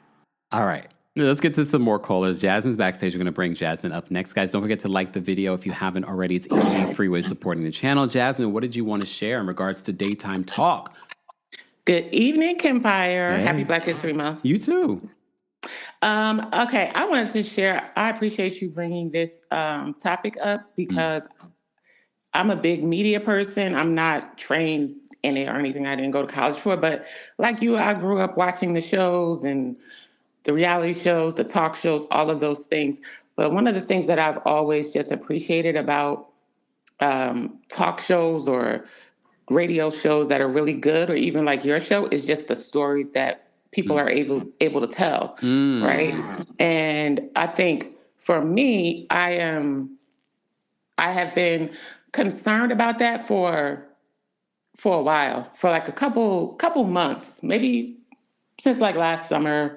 Yeah, I've been very concerned about how we are portrayed in the media. When I say we, I mean us, Black people, are portrayed in the media. And then with everything going on, of course, politically, you know how that goes. But it's not just that. It's also just in how we are talked about, how we are interviewed. Like there have been a few interviews that I've seen. This is why I have been kind of like trying to think this stuff through in my own mind and how I consume content.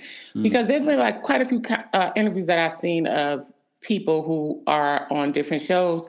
I know one in particular, I was watching a pop show I never watched before. And I was like, okay, let me watch this show. It's not a talk show on like a major network, but it's on YouTube. And I was like, let me watch this. I wanted to see this interview they did with someone. And you could tell the disconnect between them and it was a Black woman being interviewed. You could just tell the disconnect. And I feel like today's media, today's talk, quote unquote talk, but whether it's a podcast, YouTube show, whatever, when people are doing interviews and stuff, it's more so about not getting their story, not learning more about them, not going into depth. It's more about just agreeing, oh yes, especially if it's, I don't want to be, don't take this the wrong way, but if it's a gay guy or, like this particular show, it was hosted by two gay men. And it was like, they were more so into, oh yes, honey, this, that, and the other. I'm like genuinely interview her. Like, why are we just, kind of felt like it was surface as opposed to very very surface. And I feel like even on podcasts too, like there's people who are getting the bag. Like you talk about like people getting the bag. People are getting the bag on YouTube, and I know you know that. Excuse me, don't be talking about my pockets. I gotta work hard. I gotta work hard for the bag. And you work hard for your bag, but I'm talking about people who are just getting thrown cash at them. You know what I'm saying? Yeah. And like they're getting millions and millions of views on their show, on their YouTube channel, and they're doing interviews with, what's that girl who she interviewed Kamala Harris, and she interviewed... Call Her Daddy? Yes. She sucks. I'm saying that. Empire's not saying that. She's terrible. And I'm like, why are people... Well, you know what that reminds me of? What sits rent-free in my head? When Omarosa was on Bethany's show, and she talked about how she has to be 10, as a Black woman, she has to be 10 times as better in order to succeed in this world. Talk about it. But anyway, that sits rent-free. Like, no matter how you feel about Omarosa, she did not tell one lie that day. She clocked it. She clocked her tea with that, and she did not lie. And I'm like watching her. I watched these interviews I watched maybe half of one she did. I think I watched some of the Kamala one, and I watched another one she did, and I said, "This girl is terrible." Like, the first one I saw was the full length one I saw was 2 hours of nonsense, and I was like, "This is horrible." Did you remember we recapped Andy Cohen's interview with her? Terrible. That's Kempire saying that. That's not me. I mean, that's me saying that. That's not Kempire. You throwing me under the bus. That's not Kempire. That's me. That's Jasmine saying that. I think I said that during the Andy Cohen recap, but it's okay. She is getting paid all this money and all this advertising dollars, and she's not the only one. But that's the one I can think of right now. You see the image, though, right? Yes. And that whole perspective has translated when we talk about who gets the magazine covers. Like, this has been going on for many, many years. Mm-hmm.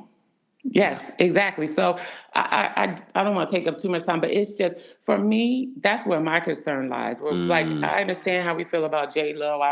J-Lo, Lord have mercy. I'm getting old.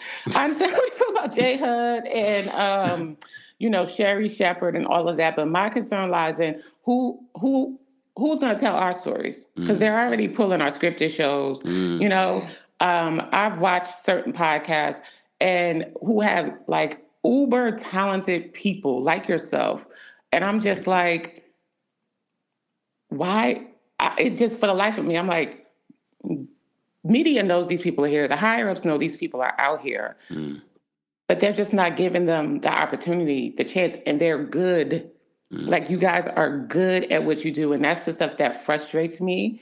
And, it really does frustrate me because I see how we, again, taking it back to that, how we are portrayed or misrepresented in the media. Yeah. And a lot of times it's a lot of, who we are as actors, actresses, whatever, media personalities, whatever it is, are allowed to be just sports athletes, whatever, are allowed to just be torn down.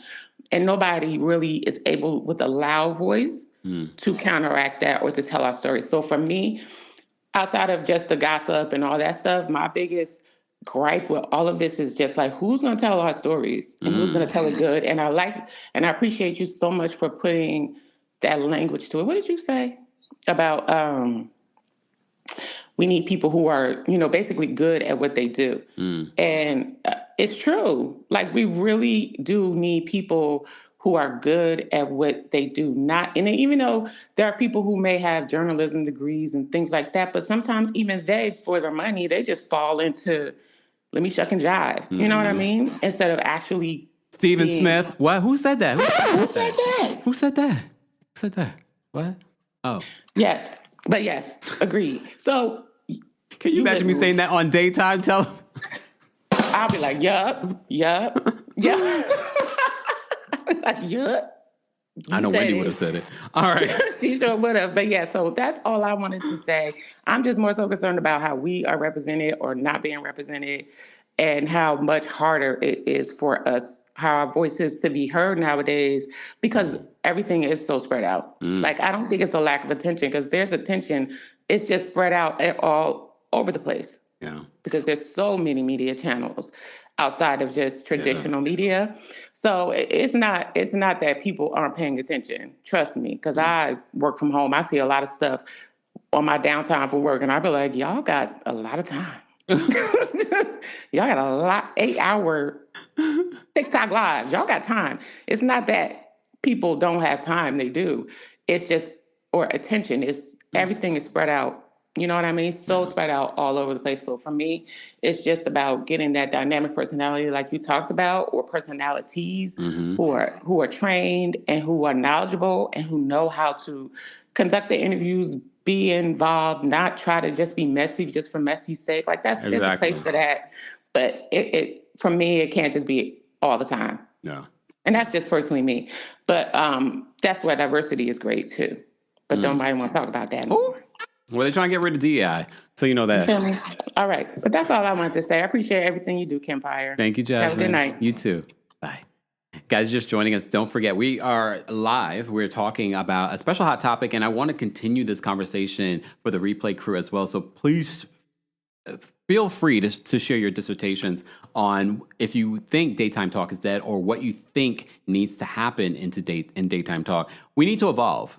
as human beings, no matter what arena it is, from television to music, we need to evolve, not just with the times, but we also have to be innovators. We can't also just be follow fashions in regards to, oh, this is what the suits do. They like, oh, that worked. We're gonna try and recreate that 100 times. And I feel like that's what needs to happen with Daytime Talk. It needs to be innovated. All right, let me bring up Miss Sharon. Miss Sharon, what's going on? Super Bowl is this weekend. I know. I'm getting ready for it. Okay, you learning Spanish? You learning Spanish? Oh no, I'm just gonna dance to the beat. Yeah. That's what I told my husband. I said, you can't speak Spanish, just dance to the beat. Just dance to the beat. Come on now. Yep. And I'm so happy he's on there. I am really happy for him. And people are trying to make it out that he shouldn't be on there because he's not an American. So there was talk about they were going to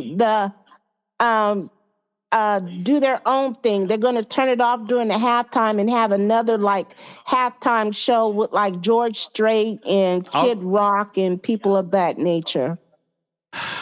Isn't that terrible? And watch Bad Bunny break all kinds of records this I know. And I was so happy for him at the Grammys. He won a Grammy. I only turned it on the Grammys at the end because I'm not too into like CBS anymore. And so I'm not into that anymore. They're going downhill.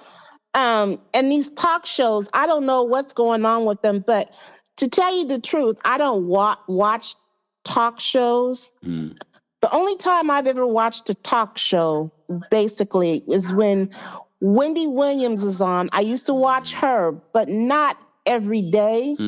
It depended on what guest she had on that day. Then I would watch it. Okay. And then I think I've watched Kelly Clarkson one time because my son was on the show.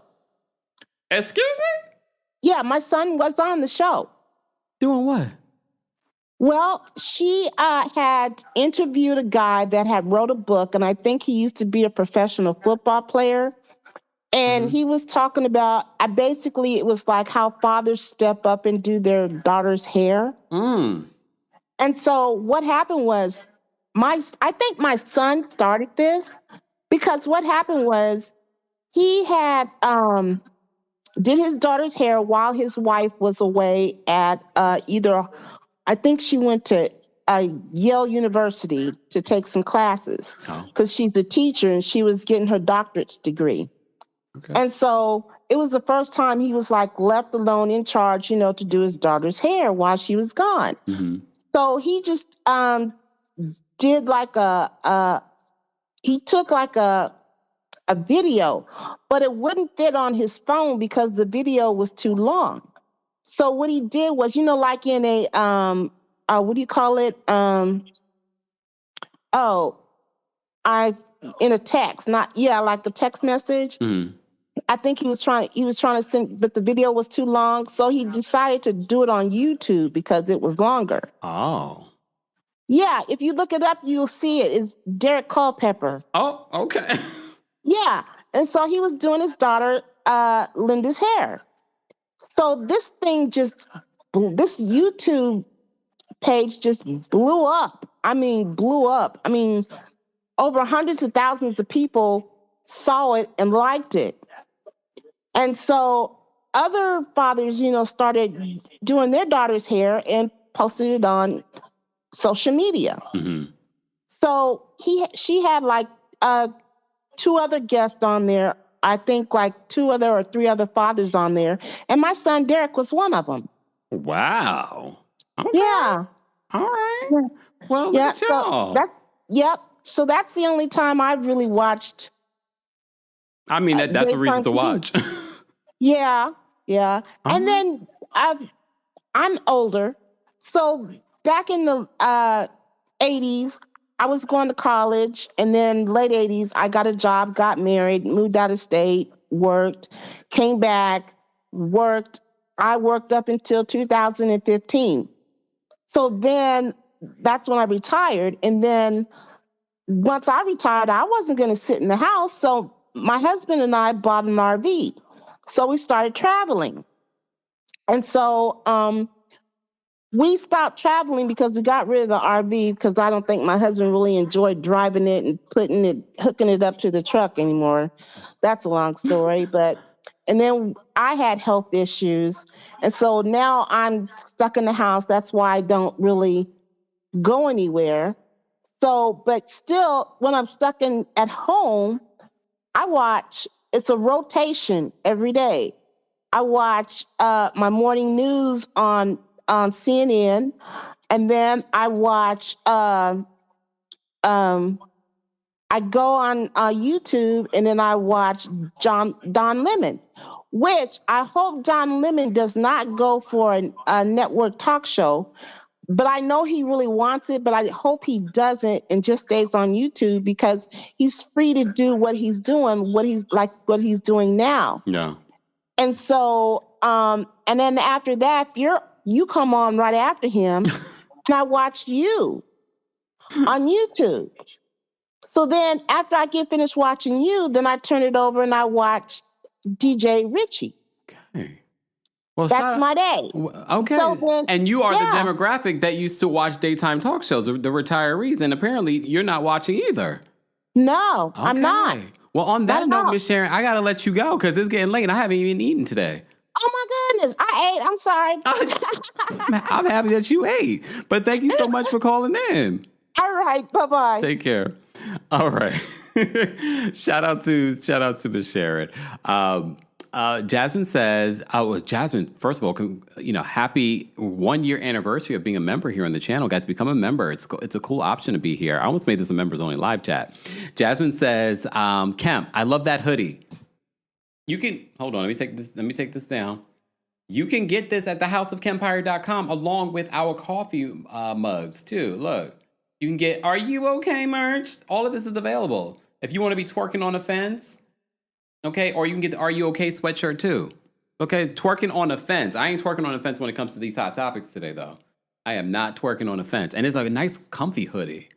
All right, I've digressed. Let me say thank you to V. Hey, V. Thank you for being a member and for the super chat. V says, hey, Kempire, just stopping by and rooting for your daytime talk show.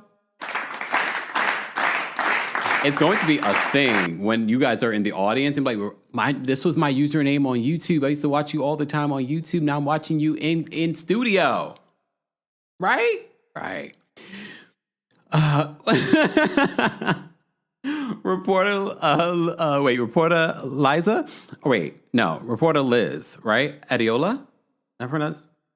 Caught that beautiful photo. Said that's how you keep the juicy story. That's how you get the juicy stories from grown folk. You nod and listen.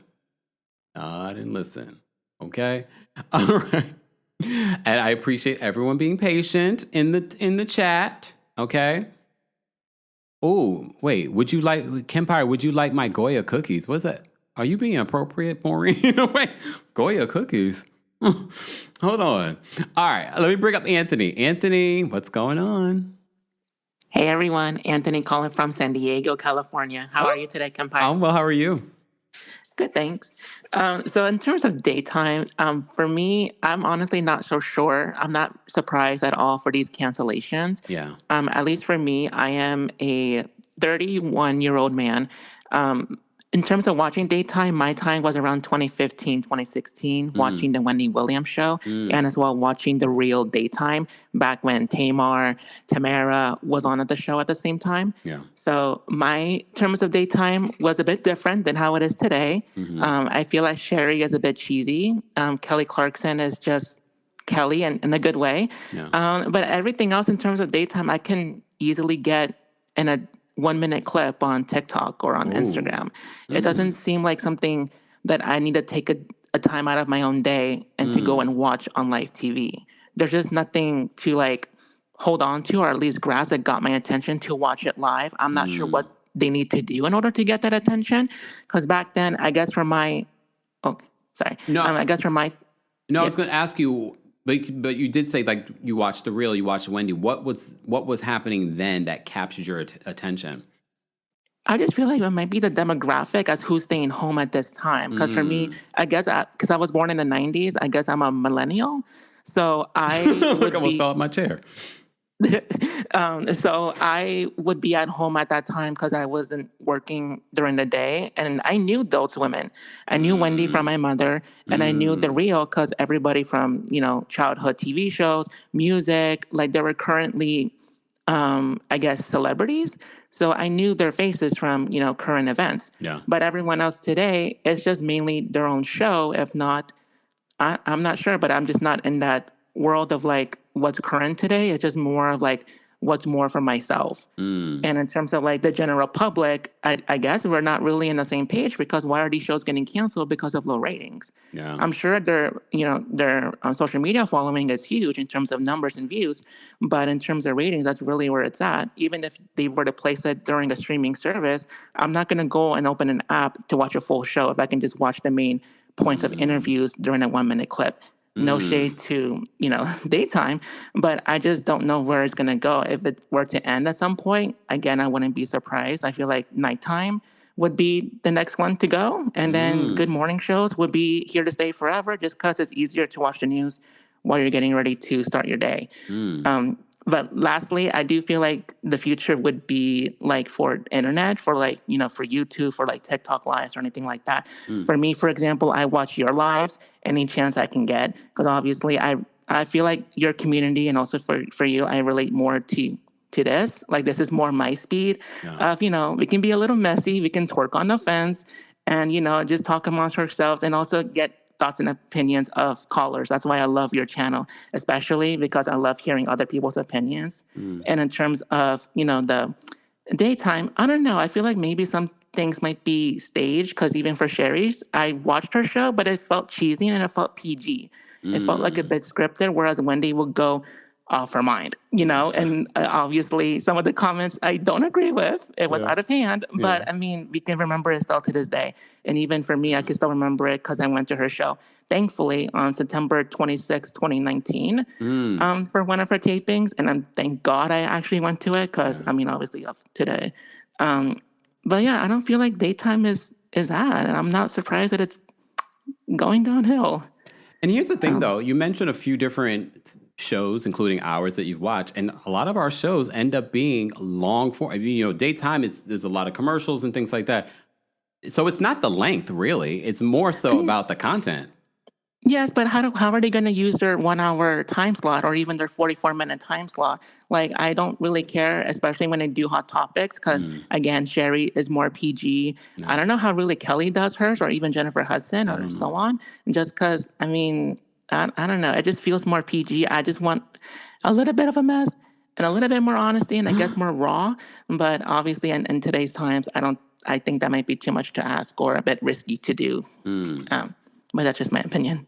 Okay. Which matters. Thank you so much, Anthony, for calling in. Take care. Bye. Look, this conversation, please understand, I don't think there's any right or wrong answer. I think this is going to be something that we will continue to talk about. Let me say, okay, 2 peas in a bucket says, I watch Kempire and my Ring cameras. OMG, my sister's Ring camera, she keeps her notifications on, and I always have my phone on silent. My sister's Ring camera is always going off on her phone. I was like, can y'all turn that off? Everybody keeps walking by this damn Ring camera. Mind you, she has the Ring camera inside her house. And it's like, every time someone walks by the living room, this Ring camera is going off on your phone. Turn it off. But okay. Oh, Marie says the Goya Company cookie brand found in Hispanic section of the groceries. Oh, yeah. I forgot about that. You heard I was hungry. I know I need an actual meal. Which I am going to do. So these next couple of callers, keep it brief, please. De La Shay, what's going on? Hi, Cam. Hey. Anthony honestly hit a lot of the notes that I was thinking about saying in regards to popularity, right? Like, well, initially what I was going to say is I really do feel like there's something about an East Coast personality, right? Like all of the names that you named, Ricky Lake is from New York, Wendy Williams is from Jersey, Maury's from DC, Montel is from Baltimore, Geraldo is from NYC. That allows you to just really say it like you mean it, right? Like we're kind of known to be direct, in your face. And that brings the funnies because it's just so honest. It's kind of like diarrhea at the mouth, but it's just honest. And I feel like that's what we're missing in these reviews, right? Like even Sherri bringing on Charisse, for example, it just felt like, oh, you're placating to your friend. And Wendy always highlighted that as part of her reason for success, right? Is that she's like, I'm not friends with these people. I do my job, I go home, and that's it. And she would be explicit and say, like, when you're friends, you can't ask the questions, you can't go deep. Even Oprah, as nice as people, or even the distinction that a higher brow person might want to make between an Oprah and a Wendy, there's people like a Toni Braxton, or even her sister to this day, talking about how their feelings were hurt. Talking about, I don't even have Gucci silverware and this, that, and the third. Like, they were asking the honest questions, which I think journalists can do, but also you have to have, in regard, if we're talking about pop culture today, there has to be a little bit of funny, right? Like to bring it down, like, oh, I hurt your feelings, woo, woo, woo. Let me like massage it out with a real quick joke. And Wendy was the queen at that, right? That's why she was able to have that community interaction, which is also a part of bringing you into the experience, knowing that you can be called on almost as if it was a class, right? You can bring your troubles at the end of it. She might call you in the middle and chin check you again with humor of like, ooh, don't grab my microphone, journalist 101. And so then it's like a classroom. You're learning, there's class participation, even if she was giving out advice, she would be like, how many of you agree? Clap if you agree, clap if you disagree, you're wrong, right? And like, and just keep it moving in that way. So I feel like that's what we're missing. I feel like Sherri is very cornball, like corny, right? Like her jokes are corny, right? And so like we're missing the real funnies, not cheap jokes. We're missing like a little bit of journalism. Like we even talk about that in regards to like an Andy Cohen, right? It's like, you're not asking the basic follow-up questions. Like nobody's prepared. And I think people forget, like I'm also a teacher. So I think people forget that great teaching, you make it look easy, but it's not. Or it becomes easier because you've been able to tune your craft. And there's a lot of preparation that goes into a great quality lesson. And I think with each show, it almost serves as a lesson, right? And especially if you can bring people in off of the cuff and riff off of that. We haven't seen anybody that's been able to really hold crowd attention in the same way that Wendy does, because there's a lot of tools that she's utilizing that people don't realize. Oh, she's fixing the door. She's winding the bolts. She's doing all of these things for you because you're having such a good time. And it's kind of like a party. People just enjoy the party and the music. They don't realize there's event planners, there's promo, there's advertising. There's so many moving pieces to make the car run. And so people have and I also feel like in people just giving out shows like this, especially to Black women, there's kind of like a blackface, if you will, that's happened with entertainment, where they think just because you're Black, you have somewhat of a name, you're going to bring it in. And that's not enough to sustain people, right? Like there's been a lot of cute, like, oh, like, look, we have the spirit tunnel, 10 out of 10. Whoever created that definitely deserves their coins, right? But that's not enough. Like when the biggest thing we talk about is people coming to your stage, not even when they're talking to you or anything like that. And even though I'm side-eyeing Jennifer Hudson crazy for that whistling, like legit whistling for Mariah, the one thing I will say, again, in regards to expertise and fine-tuning, I kind of enjoy seeing her sing with somebody, right? Because that's one of her skills, that she's fine-tuned. People are not doing the required work, the required reading that it takes to be great and really captivate an audience the way that they should. And even Wendy, with all of her tools, she still had a 6-week sneak peek. Give the girls a sneak peek, see how they do in that 6 weeks. That's a lot of time. Every day, 30, 5 days a week. Come on now. Like give them their little trailer moment, and let's see, why did we have to suffer through 4 seasons of foolishness? And it's decreasing the Black cachet in regards to viability and entertainment. And like another young lady said, or maybe older than me, just a few years, who's going to tell the stories? You know what I mean? And I think that's an essential part. I don't think Wendy, even though I love Wendy, I recently just started rewatching her shows. I think she's just so entertaining in so many ways. And even with that entertainment, she was very problematic in a lot of ways, right?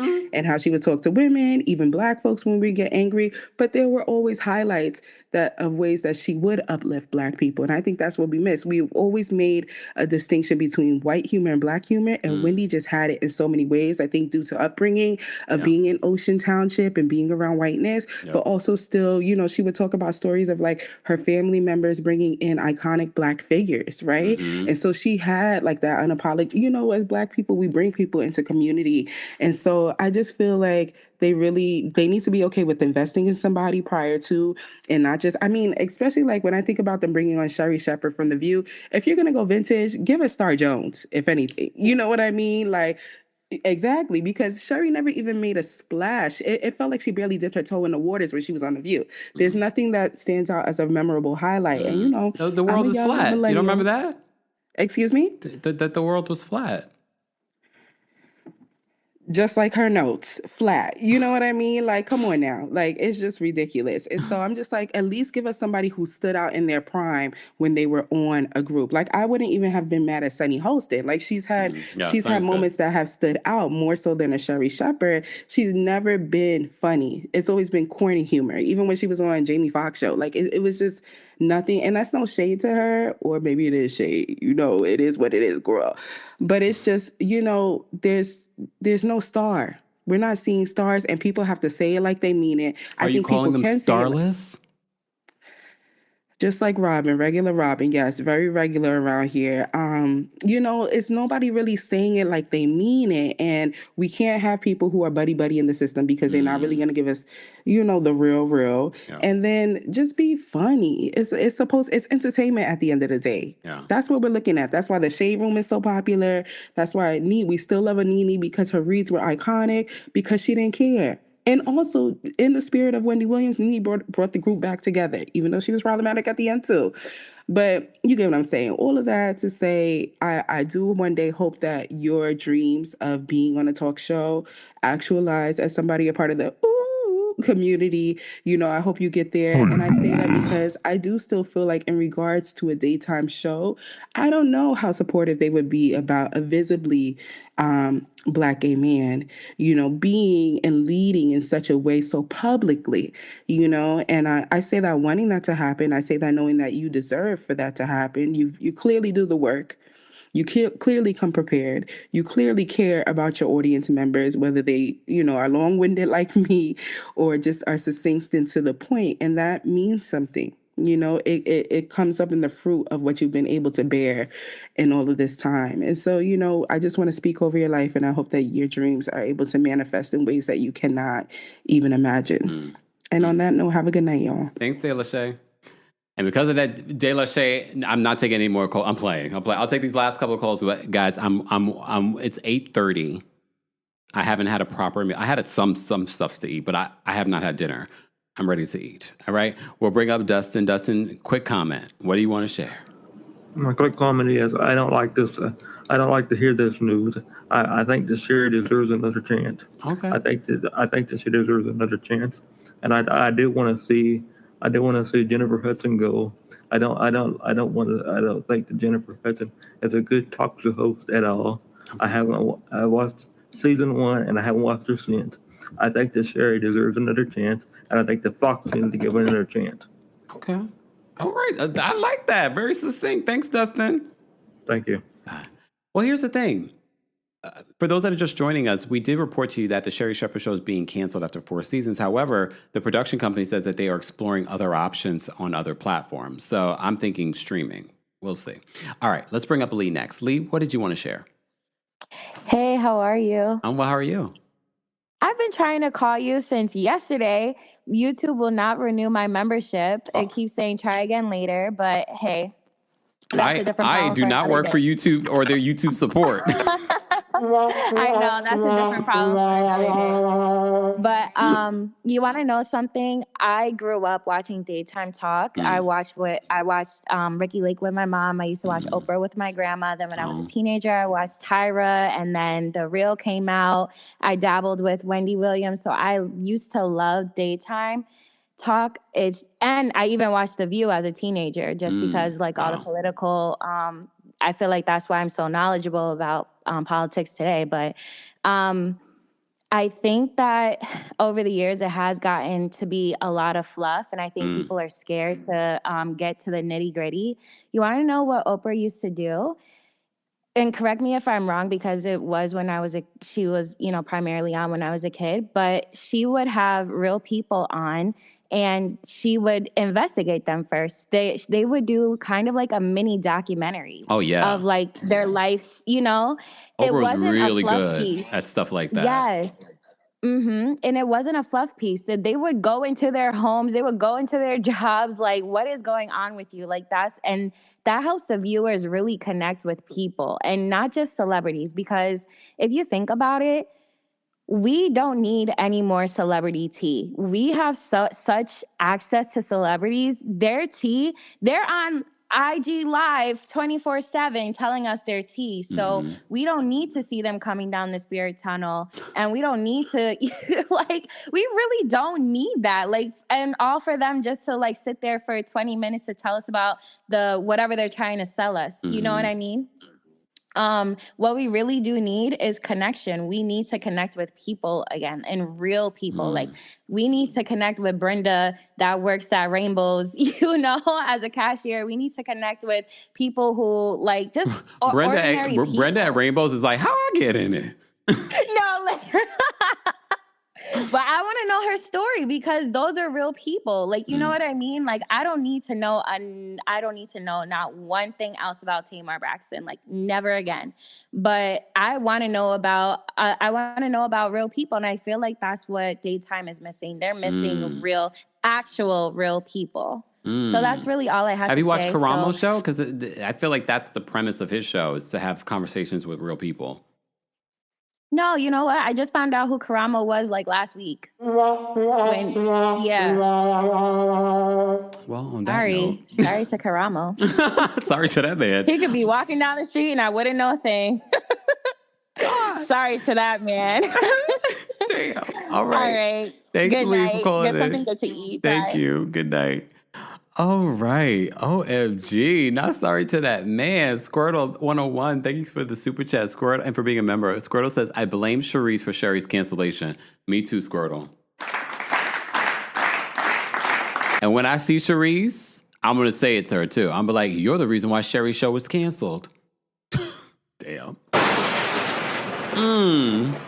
Right? Give me shelter says, Brenda said, why are you telling her business to these people, gal? Rita says, oh no, poor Karamo.